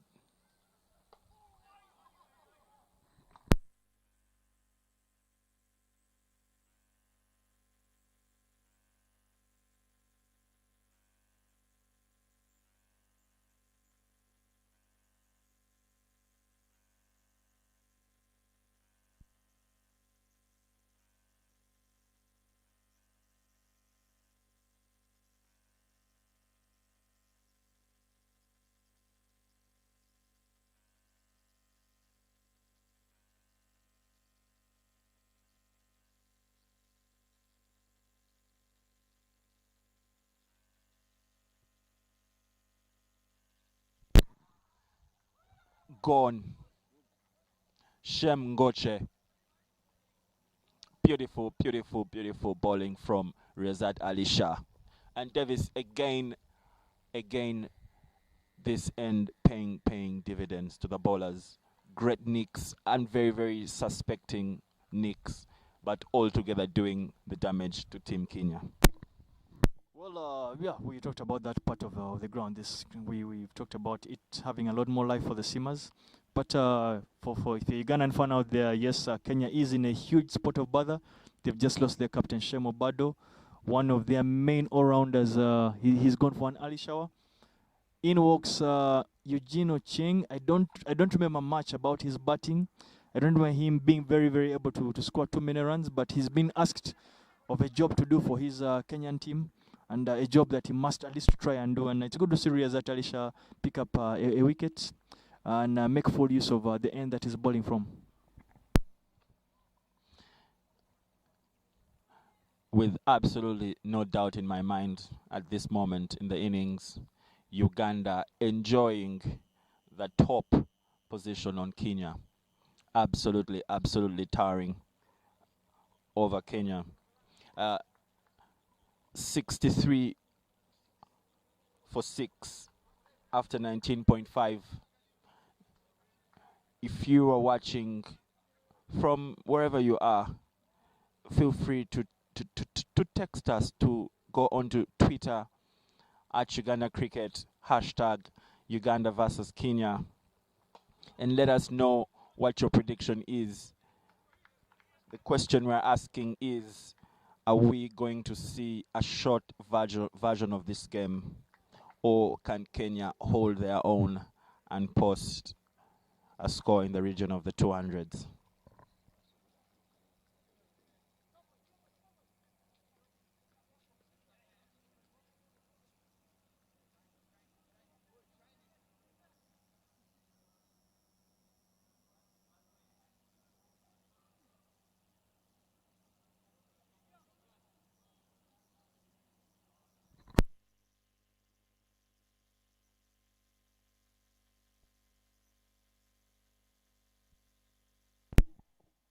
I like the attacking field that is being set.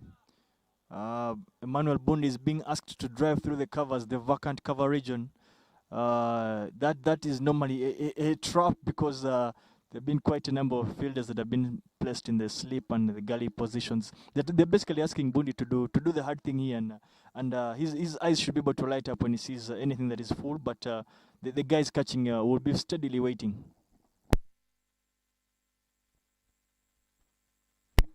Waiting indeed. Brian Masaba manages to keep that to nothing. If he is fielding at gully. So Bundi will. This is a tough period for not just for Kenya but for Bundi and Ochieng to try and look to manage. I never want to be a batsman in that situation. And Davis playing against you myself, I do remember you pulling very, very similar moves. And I don't remember you succeeding at all. But Did you just see?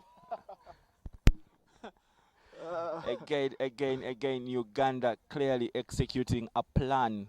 And it feels good, Davis, to actually see Uganda's plans, coming to fruition. We did see the same with Kenya yesterday, and I guess it's the experience that you've been talking about.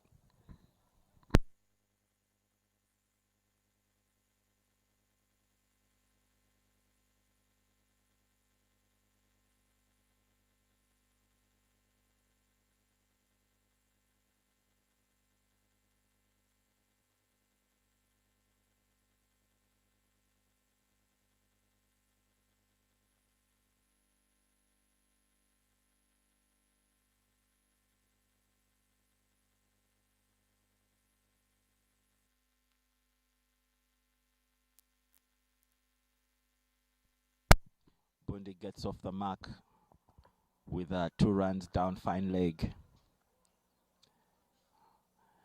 But it's nothing to Dinesh Nakrani, clearly dominant.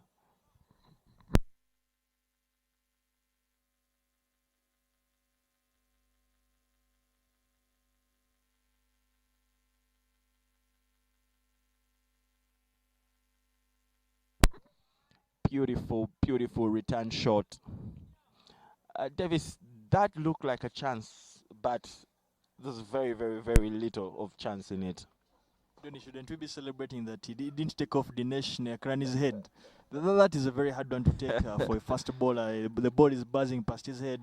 First he's looking for safety. I, First duck it. I So think don't there are think it there are is a two chance. celebrations here. First for Dinesh and then first for the umpire, Simon Chintu.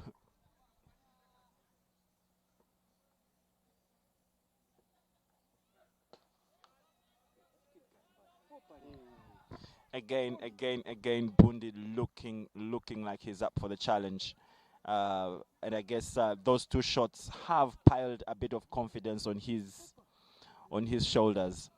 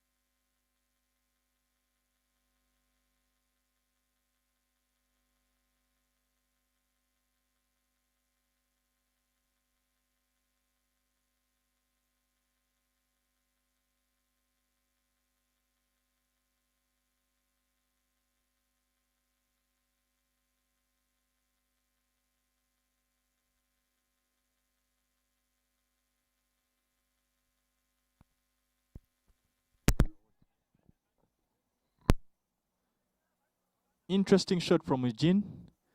Looked like unintended pull shot. Doesn't go where it was intended to.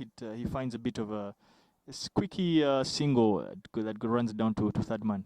But yeah, Riazat Ali Shah continues his good work from the Ginger Road end. He's managed to keep things a bit quiet. Managed to pick up a wicket.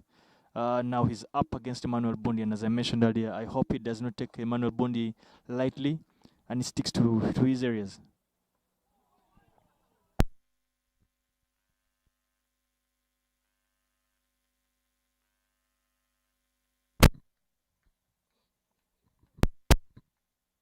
Spoken like a true bowling whisperer, Davis.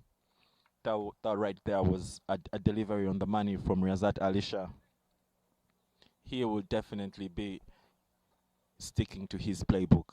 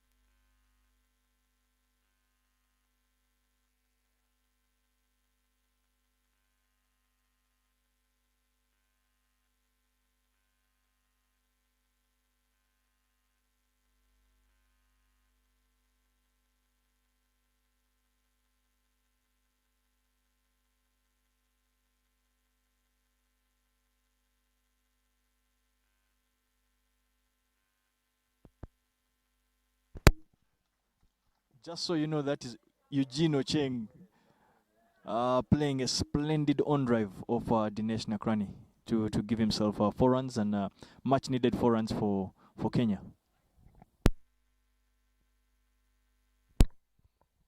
Definitely, these bowlers looking like they have an appetite for this innings and are ready to do as much damage as they can.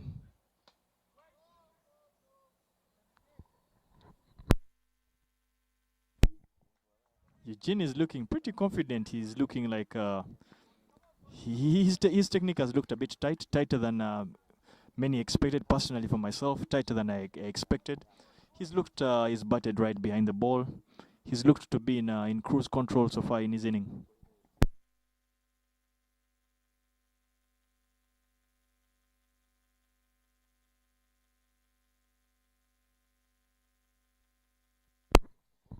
Davis, at this point, it would be a lot easier to say this is going to be a short innings, but there is a nagging feeling in my gut that Kenya is going to put up somewhat of a resistance, and they should be able to put up a score that we ideally don't see coming.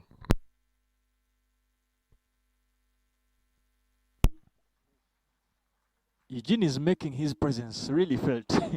He's reminding the world that he actually can. He's no rabbit to the bat. He's looking like a seasoned, serious all-rounder, and he's putting in a good shift so far. He's gotten 2 boundaries in this over, and up against Dinesh Nakrani, that seems to be bowling a bit too full for Eugene.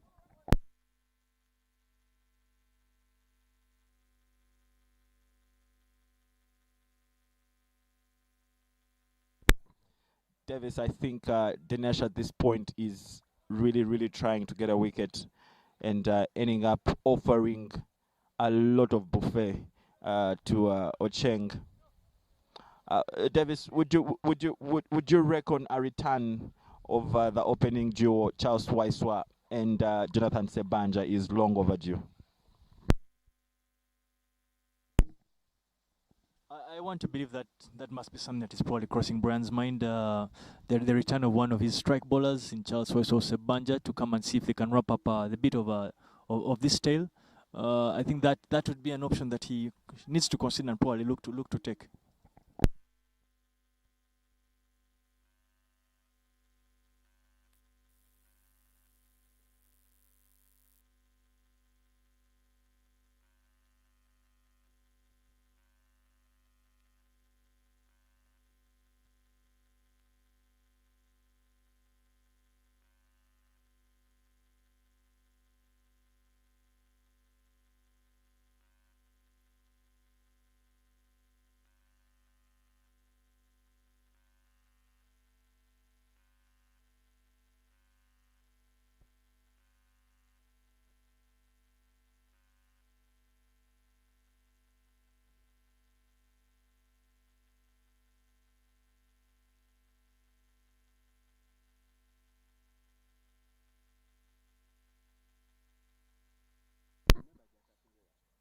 In comes Mr. Wong Henry Senyondo, the legendary leg break spinner, off spin, left arm off spin for Uganda.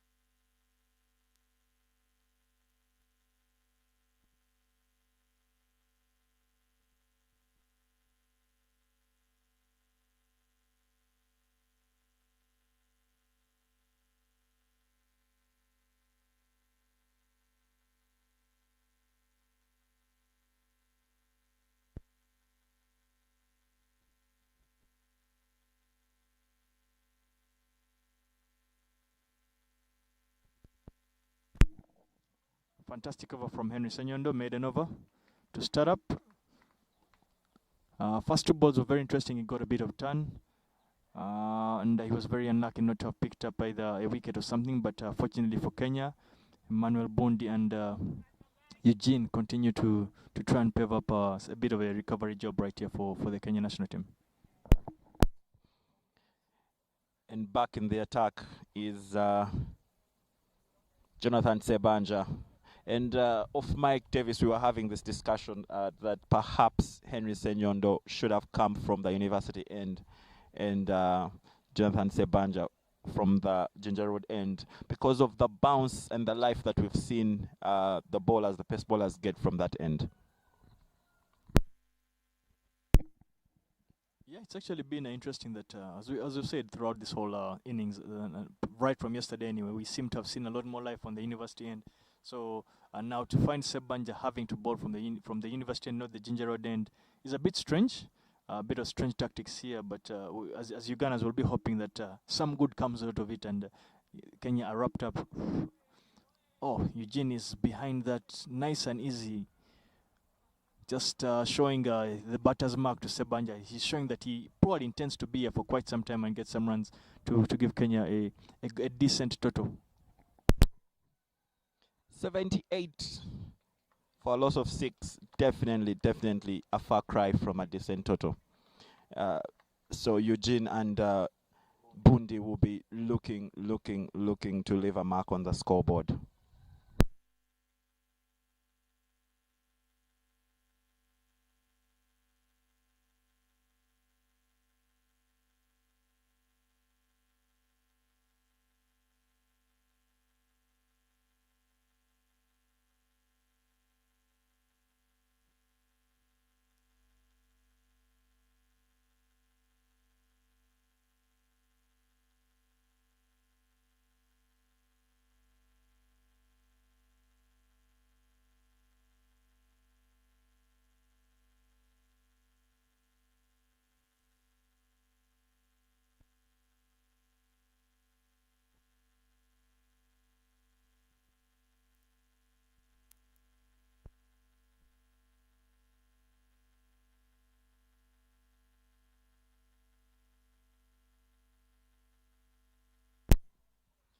Jonathan Sebanja hitting the deck much shorter than the commentary box would like, but hopefully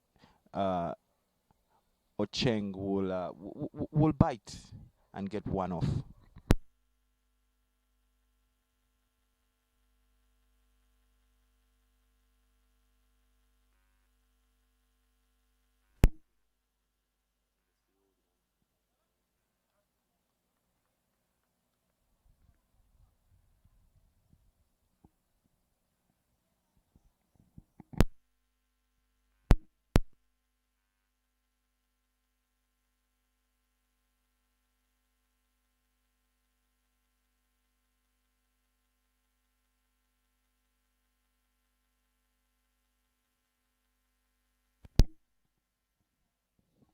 Well, Ochieng continues to do his part and be as stubborn as is required for him, as Kenya are looking to try and build their inning and get something decent that they feel may be able to come back and defend later on.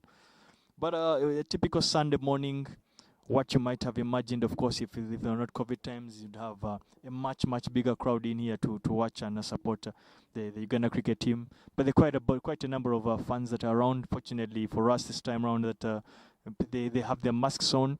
There's a sense of social distancing, which is good to see as we're fighting this COVID pandemic. Maiden over from Jonathan Sebanja.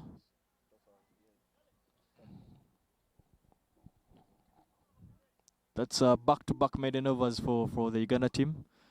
They will take those, meaning that of course Kenyans they're not getting away from them, as they continue to try and be as attacking as possible to see if they can nick off one of these two batters.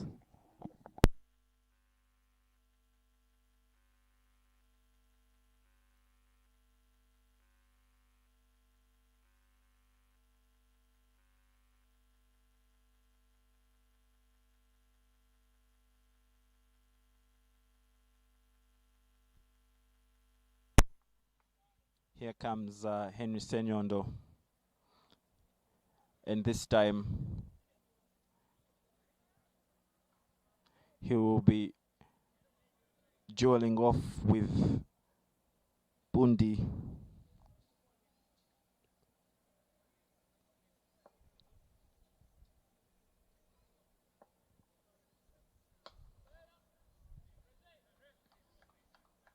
A bit short, and it gets the pounce from Bundi, but very well stopped by Riazat Ali Shah. Davis, do you reckon Uganda is a man short on the offside? I don't think they're necessarily a man short on the offside. I just feel maybe just to create a bit of a put some thought in Bundi's mind. The option, considering the ball is turning, there's quite a bit of turn on the wicket. I think the option of getting Charles Weisswa from mid wicket and maybe adding him on the offside just to try and confuse or allow Bundi to think of trying to take a single at mid wicket, that would bring in the turn, and that will bring the slip into play. Just to change something up, to make Bundi think differently as you try and get a wicket. And that was a very interesting dummy from Henry Senyondo and Captain Brian Masaba, sending Dinesh Nakrani to the boundary to sweep.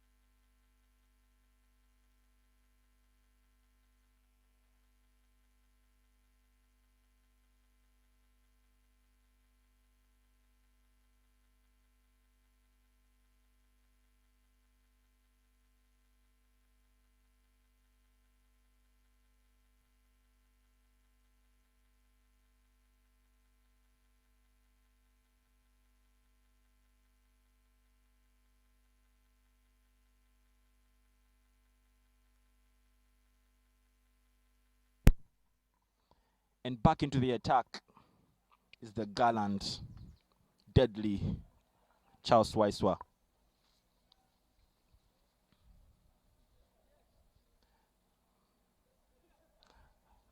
Earlier on in his first attack, he only managed to nick one for Uganda of the 6 that we have currently. Charles Weisswa will be looking to make a bit more damage.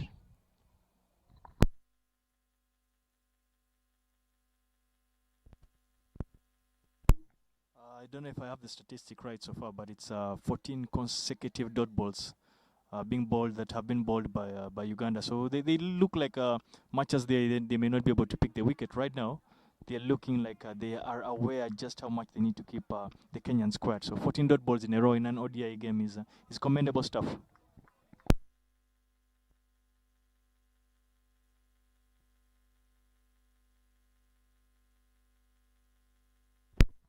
Kenya looking like their only interest is to stop the wickets from falling. The scoreboard can go border plane, and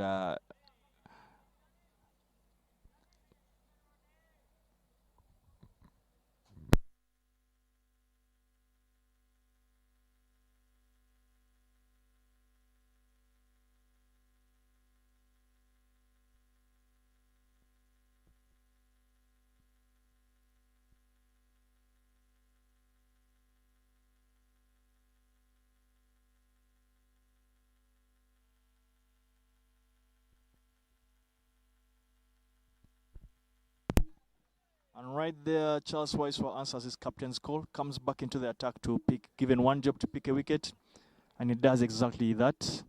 Ochieng will feel hard done that he had put in a bit of a fight, but gets a short ball and can only manage to skewer that to a waiting Ronak Patel at mid wicket.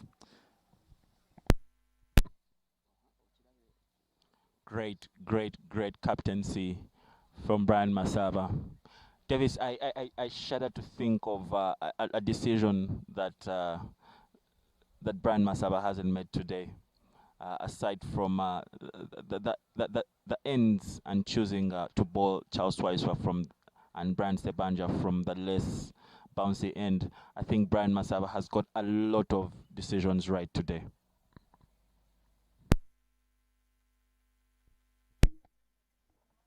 I think one of the things that Brian brings to the side, of course, him being the captain, he brings a lot of cricket awareness and understanding of the modern game.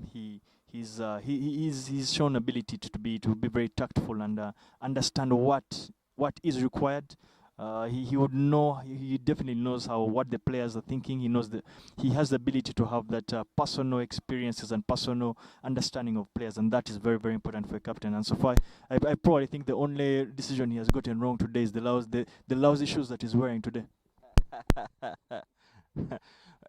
If there's ever an expression, low below the shoes, low below the feet, Davis, that was it. But Davis, again, to maybe ask another question, do you think that that's enough in a captain, or does Brian still need to show up to the party in the batting department? I think for me that is it's the number one attribute for a cricket captain. A cricket captain is not like the requirements for a cricket captain are not like those of many other sports. He is one that is the captain is expected to have a good level of understanding of the game, understanding the other players that he plays with, understanding the opposition, and that is what Brian offers for you. But besides him having that part, which is very important, I don't know if many people know this, that Brian has one of the highest averages for Ugandan batsmen in List A cricket. And he's a guy that has opened the inning before, he's a guy that has batted at number 5 before. I think for me, the fact that he understands the game and knows what is required of him, it allows me to believe that as and when the time arises, especially the big games, the crunch times, he has been able to show up. He has frequently put his hand up to be counted. And he much as he might be going through a bit of a dry spell, he's not gotten as many runs as many would have liked to see. For me, he's one of those guys that on the cricket field, I wouldn't be too worried about. Has been able to show up and will be able to show up, as we've learned in sports, are two different things. But I think if anyone can give us some form of comfort that they'll be able to show up, it's definitely Brian Masaba. I think he's earned the latitude to do that. Well, that gives Lucas Ndanderson his first run of the series. He walked in, of course, after the demise of Eugene Ochieng. And notably, that was the first run for Kenya in 3 overs. So they have broken the jinx of the dot balls of the Ghana team, and now Lucas is up against the season campaigner in Henry Senyondo.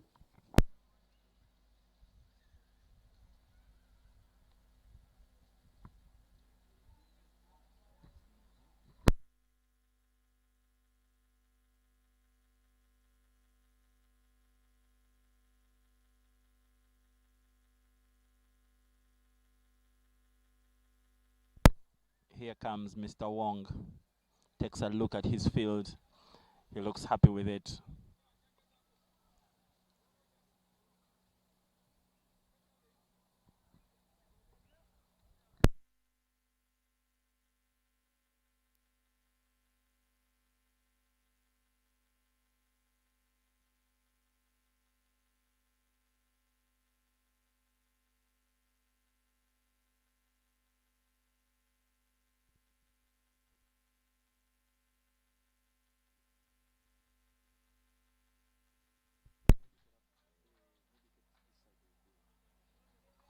Beautiful, beautiful shot from Lucas. Ripped and teared apart to the boundary in seconds. Davis, still again, do you feel we need an extra man on the offside of the field? Well, Donny, that was short and wide. Even you in your heydays, sure. Even as horribly as you are, even that you could manage to put out the boundary. But again, as I said earlier, for me, ooh, that was close. That's a very dangerous leave from Lucas. He's very lucky and fortunate to still be there. But yeah, he will take his chance. Lucas will take his chance. And just to answer your question, as I said earlier, I'd probably get the mid wicket from where he is and just add him on the offside to keep a bit of pressure and to give Lucas the illusion of him seeing a gap at mid wicket, a gap that may not exactly exist.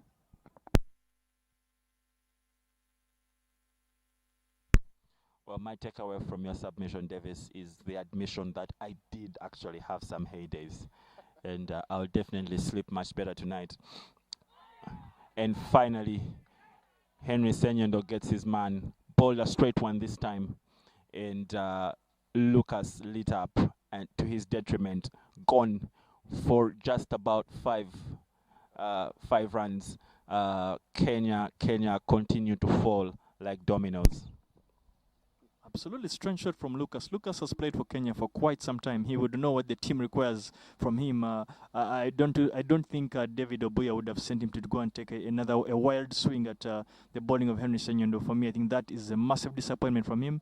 He's a lot more experienced to know what the Kenyan team needs.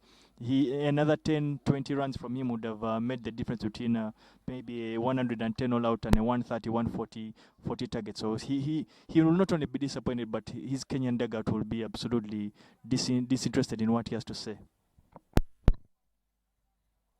85 for 8. Davis, it looks like it's only the commentary box that has hope that Kenya will cross the 100 mark. The Kenyan team itself doesn't seem to want to make this milestone.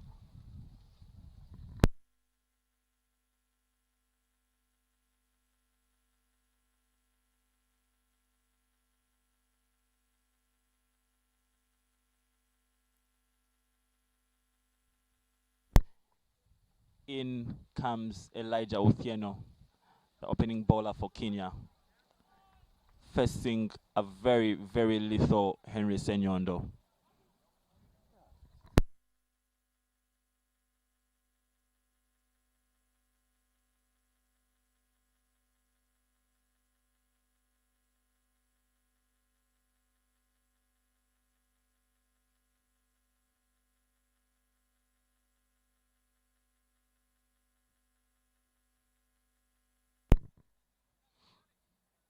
Davis, I cannot deny the amount of swing Henry Senyondo is getting from this deck is mesmerizing, leaving a lot of Kenya's batsmen absolutely knackered.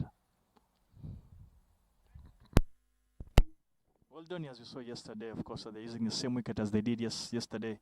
There's quite a bit of turn for the spinners.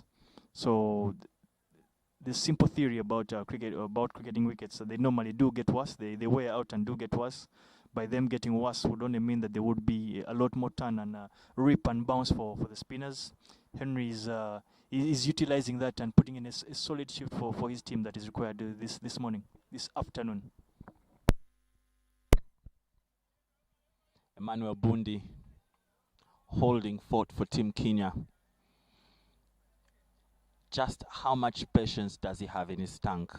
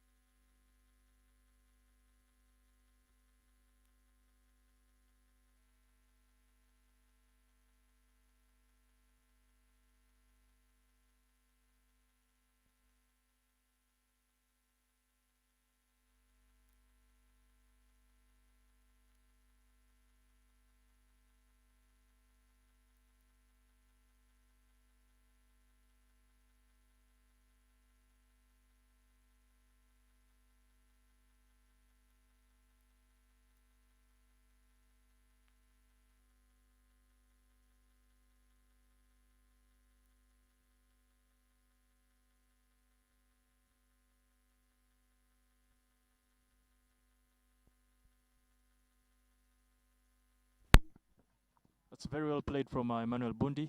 manages to steer that down to the third man region. I don't think Brian and the Uganda team will mind that single, because that simply means that Elijah Othieno takes strike, and he'll be up against yet another season campaign, a fellow opening bowler in Charles Weisswa, as Charles will be looking to try and wrap this tail up as quickly as possible.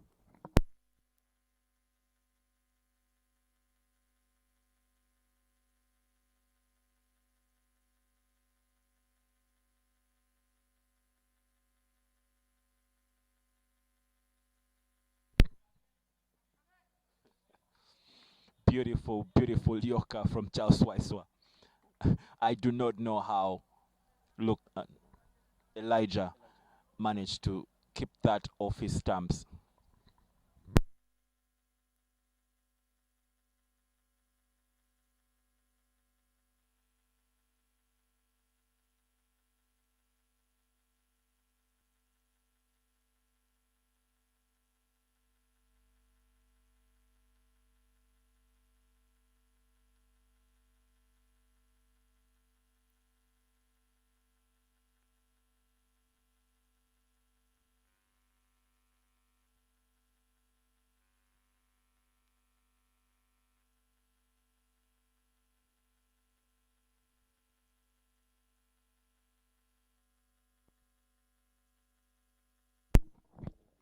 Change of angle from Charles Weisswa, going left arm around the wicket, and he manages to force Bundi into playing a huge heave, as he was trying to amp the tempo to try and get as many quick runs as possible, but could only manage to play that onto his stumps, giving great delight to not just Charles Weisswa but the Uganda cricket team.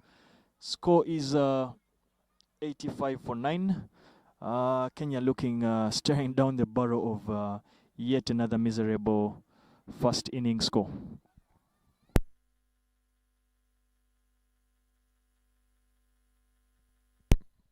And if you're just joining us on this link, we're coming live from Chambogo Cricket Oval, where the Mijingo Derby is entering its second day. In for Kenya is Viraj Patel. Also, we would like to venture and guess on debut for Kenya. Beryl or Yugi will be looking for an update from you on the same.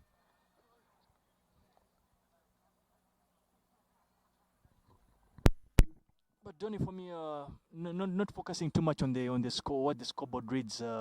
Just looking back directly to how we bowled yesterday in comparison to how we've bowled today. There's been a massive difference. Even without looking at the scorecard, I think the areas that we've hit have been totally different. We haven't bowled too short to the top order batters. We seem to have bowled much fuller.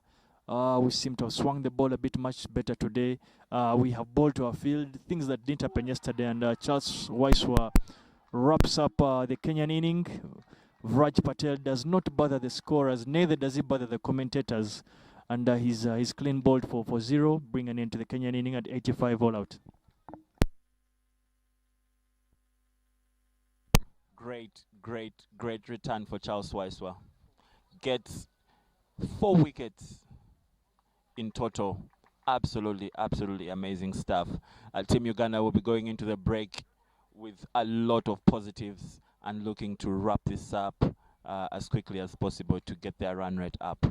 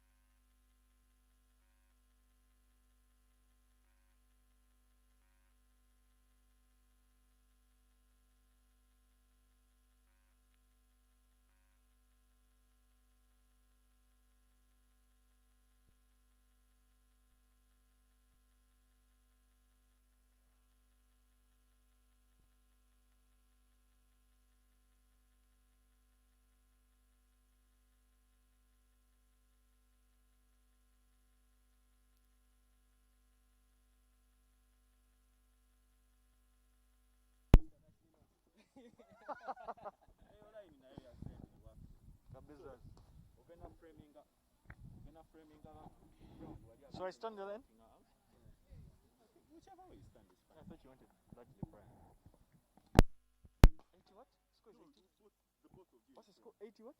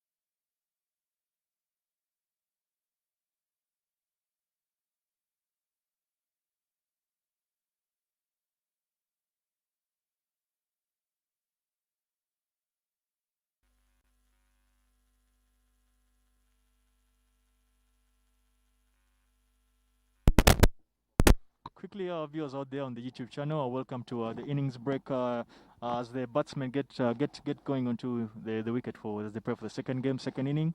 We're here catching up with Brian Masaba, the captain of the national cricket team, just to pick his brain on what he thinks. Brian, what do you think about the difference? There's been a massive difference 24 hours have made coming from yesterday. Yesterday we conceded 307 runs against the same Kenyan outfit that we've managed to bundle out today for just 80. What do you think has been the difference in what has happened today? Well, yesterday after the game, the conversation was about how we're much better than the display we put out there. We're obviously not too happy with ourselves, so we had some hard conversations because we know how much work we've put into getting our disciplines right, and yesterday we were a bit too indisciplined. I thought today the guys came back much better. More balls were hitting the top of off like we had spoken about. Just keeping it nice and simple. So for me, the keyword was discipline. I thought today our lines were much better. Well, of course, hats off to the bowlers that managed to execute the plans that you are talking about. Interesting for us to see today was the fact that we have a lineup of four left-hand bowlers. That is interesting. I think that is a resource and a luxury that we are fortunate to have as a Uganda national team. How do we intend to move and use that particular attribute that we have going forward? Yeah, absolutely. I can't remember the last time we had more than two left-arm seamers in the same team. So it's really been good to see. I mean, the talent pool now is much deeper than it's ever been.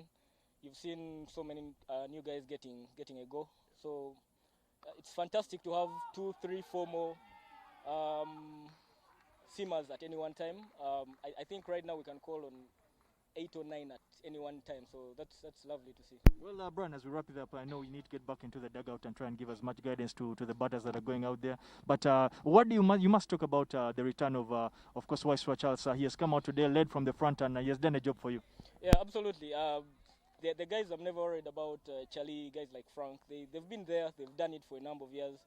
So for them, it's just about match fitness. Once they have their minds right and their bodies right, I think they can execute at any one time. So he came out and did a job for us today. We asked him to do exactly that, and that's what he did for us. Well, hats off to you guys. Let's get back and watch the Shazad and Sawood show. Good luck to the rest of the lads. Thanks a lot.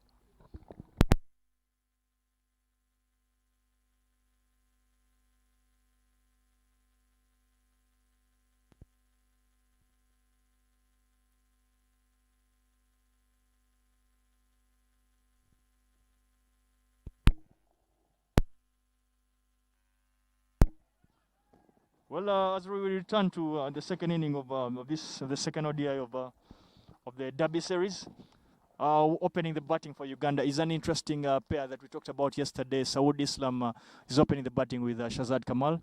As I said, Donny, off during the break, is Sawood Islam for me is the best batsman in the country. And it's good to see that he's getting a go to come out here and showcase what he can do and show the world that he does have the ability and he belongs at the international circuit. Absolutely, Davis, absolutely. And I cannot deny that the amount of expectation and anticipation that I have to see this pair go after this score.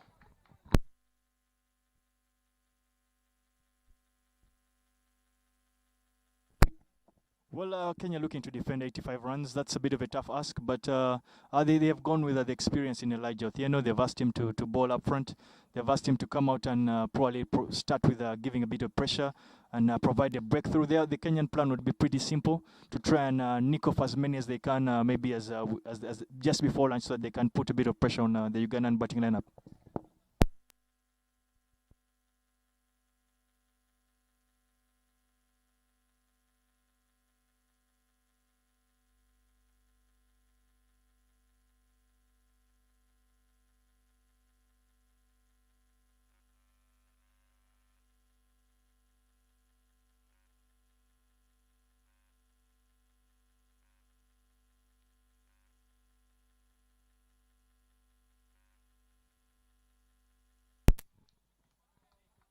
Very uncharacteristic of Elijah. Bowling down the leg to Shazad Islam.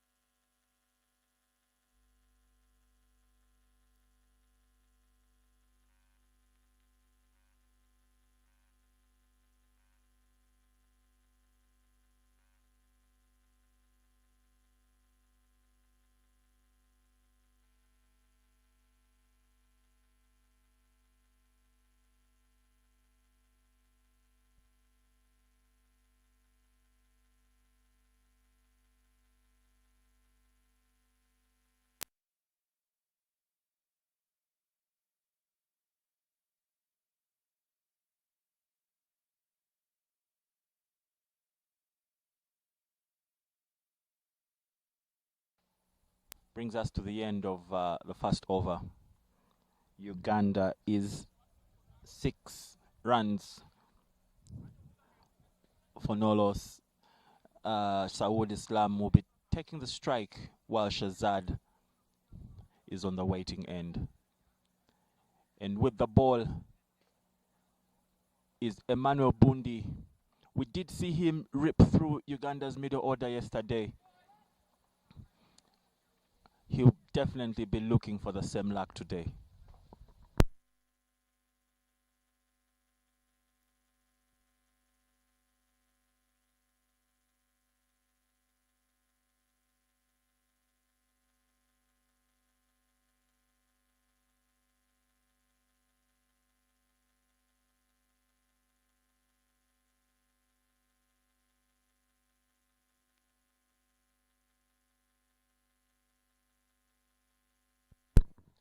Very, very well left from Saud Islam. Perfect areas by Emmanuel Bundi. This is going to be a very, very interesting duet.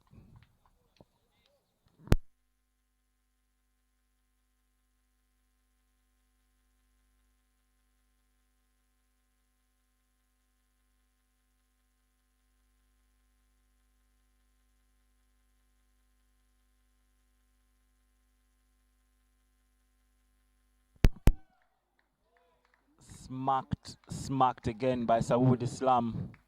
A bit short and a bit wide and punished. Emmanuel Bundi has to rethink his approach. I don't think he's aware of the quality of batsman he's bowling to. Well, for me, I like, as I said earlier yesterday, I like this kind of combination. I like Shazad opening with Saud Islam. The amount of cricket knowledge that is on the wicket right now is a lot, and is one that the Uganda cricket team can look to utilize as much as possible. This reminds me of the very famous Chobe Mukasa opening pair. Now we have the Shazad and Saud show. So for me, I hope they can be as successful as the latter pair of Chobe Arthur and Roger Mukasa. Left-right combinations, a bit traditional for Uganda, but I guess if it gets the results, what the heck.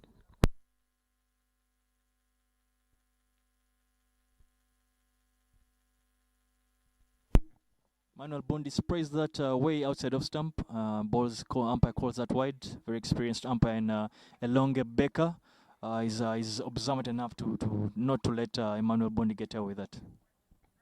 Score is 11 for no loss for Uganda, and the second over is ongoing.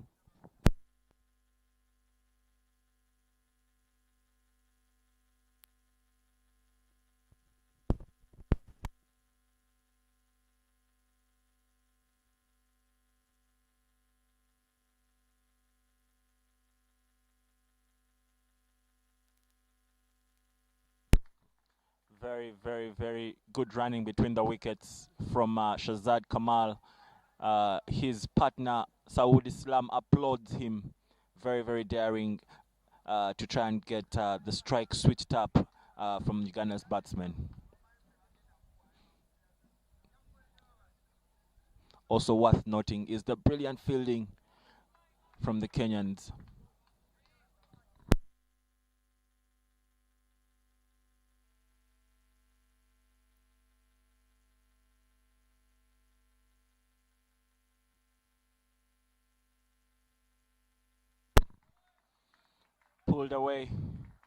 Pulled away, and yet again for another boundary. Saud Islam is not afraid to show off his shot arsenal. Emmanuel Bundi will not be very happy with himself. Shem Ngoche looking on with his hands behind his back. Not very sure what to send to his bowler, but definitely there should be some words of remark.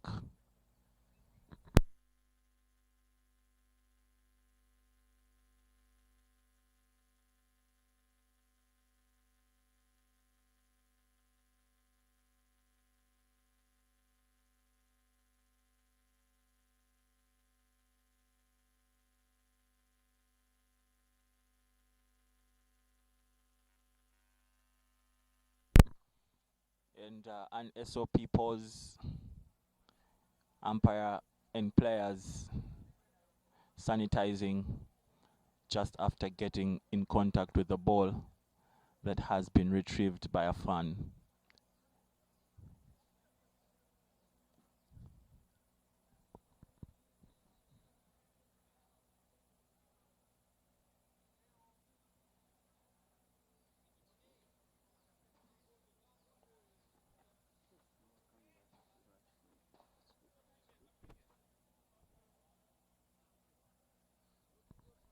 Uganda cruising 17 for no loss after 1.4.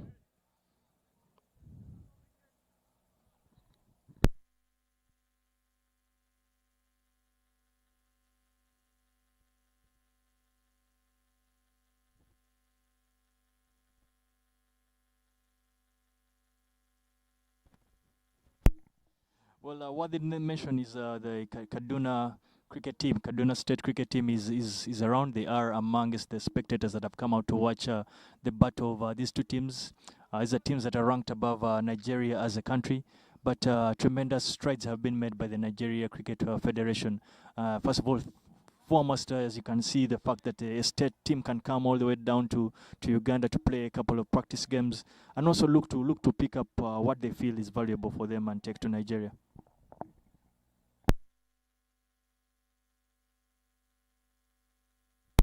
That brings an end to the second over. Uganda at 17 for no loss. Kenya will be hoping and looking for answers they'll be looking to try and come back as hard as possible, try and pick up one or two early wickets, and try and send a bit of some shivers down the spines of the Ugandan dugout.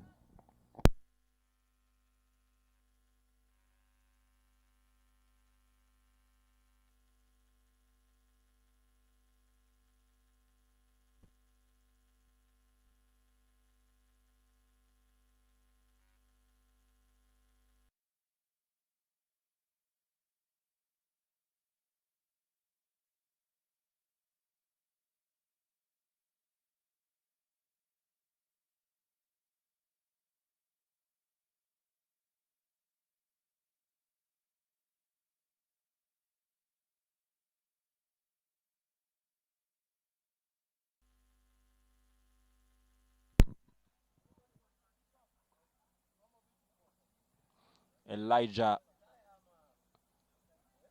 facing off with Shazad Kamal. Shazad Kamal plays one into the gap. Very, very, very good fielding from Kenya to keep that from sweeping off to the ropes.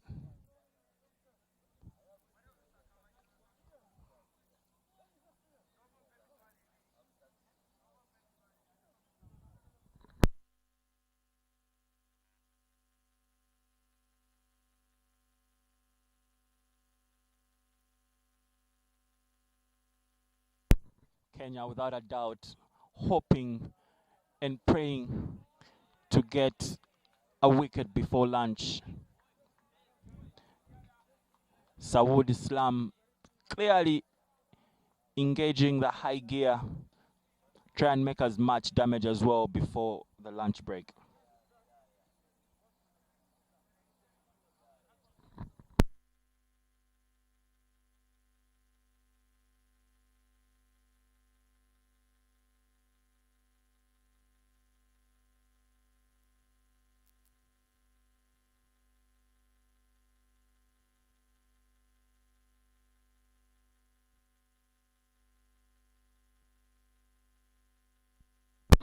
Another dot ball from Elijah.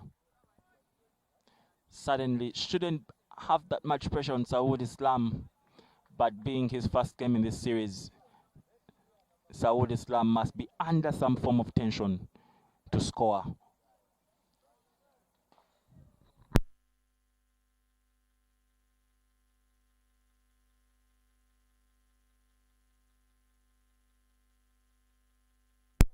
Beautiful, beautiful execution from both bat and ball. Great length, great response, great defense from Sawood Islam. The two batsmen having a long distance conversation. Some words from Shazad Kamal to his partner. I would venture these are words of patience, words of confidence.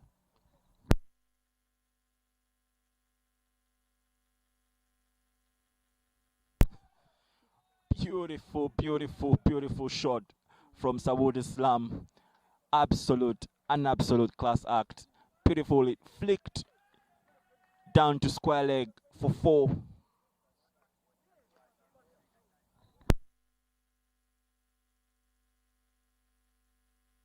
And that brings us to the end of the third over, my bad. Uganda cruising at 22 from 3 overs. Kenya will be looking to experiment to try and get a breakthrough before lunch.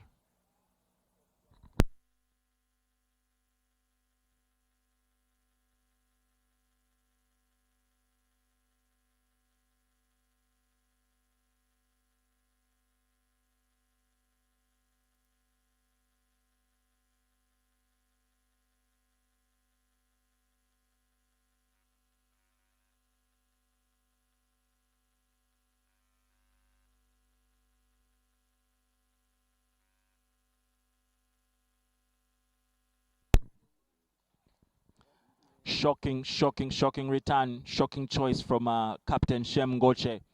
But a bit of a sign as well in how much trust he has in Emmanuel Bundi. And here comes Emmanuel Bundi to Shazad Kamal for the 4th over.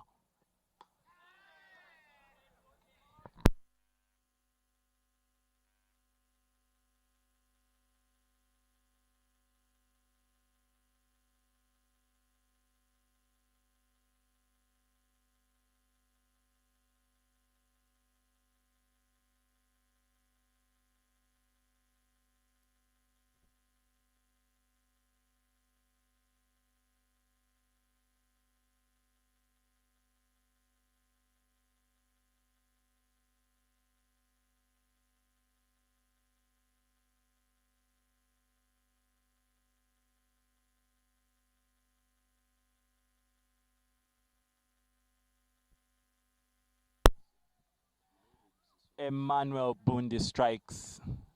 Very, very, very unlucky. Straight to the fielder in covers.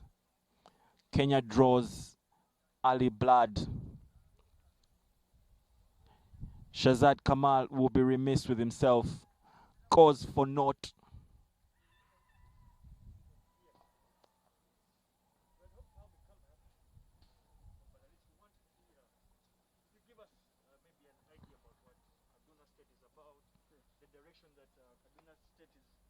Trying to get through by having these two.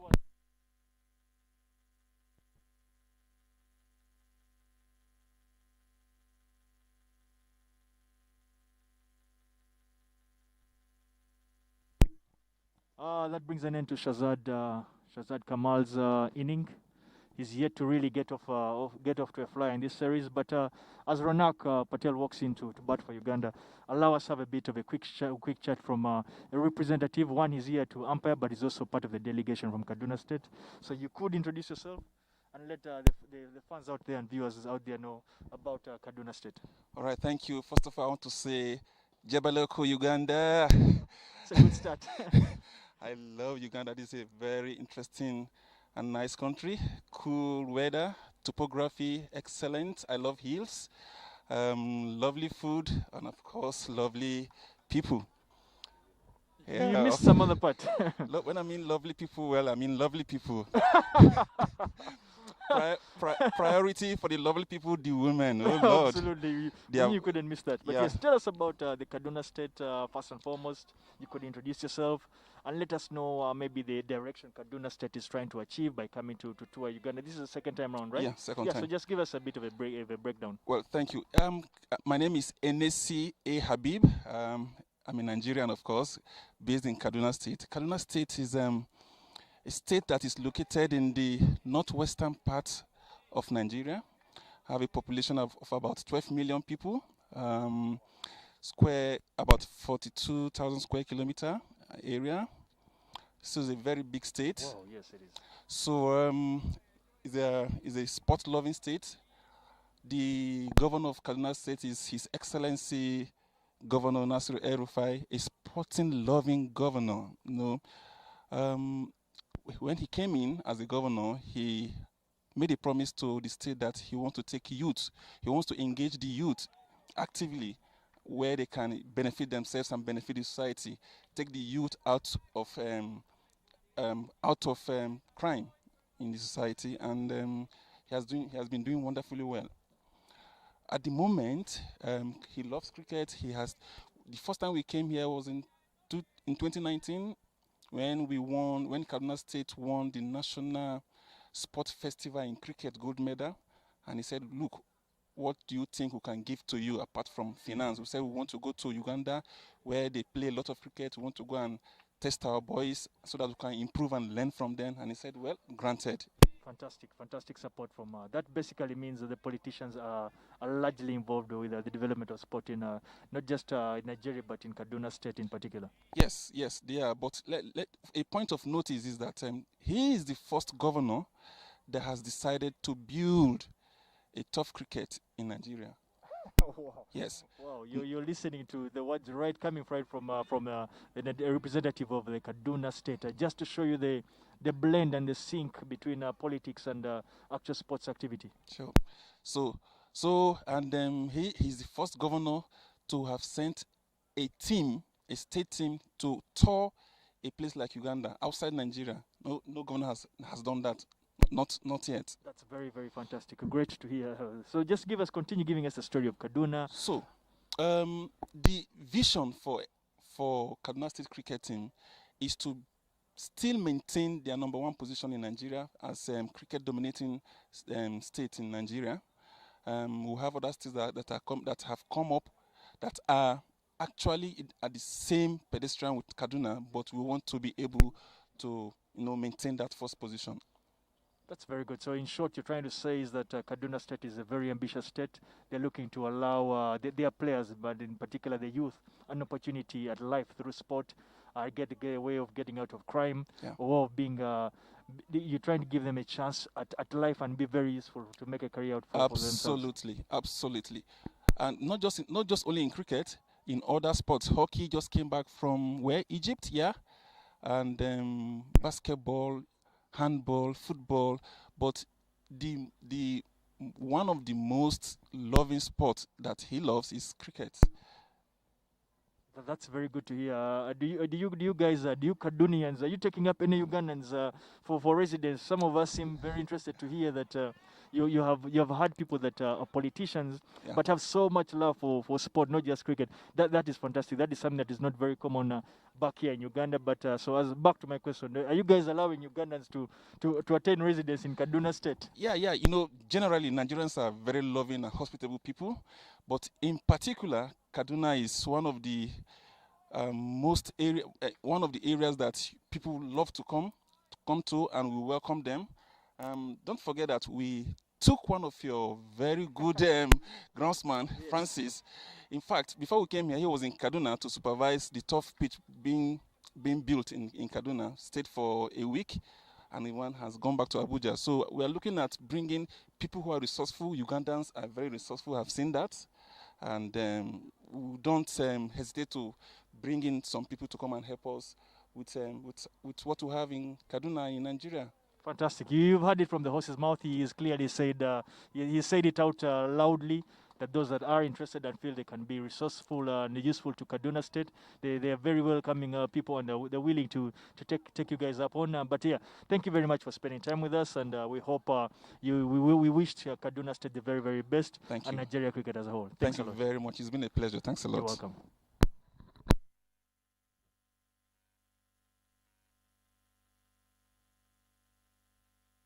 Well, that was really a breakdown of what Kaduna State is like, and what its aspirations and ambitions are as a state. And it's interesting to hear the blend between the politics and the sports development. That is something that we do not seem to have here in Uganda, but it is interesting, and we hope we can pick up on that. Back to the cricket, Lucas Ndandison is operating from the university end. He's up against Ronak Patel in this run chase of 85 runs. Davis, do you venture the umpires will let this go on slightly beyond lunch? We're just a few minutes away from lunch, and Kenya has already drawn some blood in the form of Shazad Kamal with very little to no effect on the scoreboard from him. So do you reckon the umpires will let this slide a little longer? Oh, really, the umpires, they do not have the luxury to bend too many of the rules, and they have to abide by the rule book. The rule book calls for lunch at a particular time, so they will be forced to actually get to have the players off for that lunch break. It's not an option for them.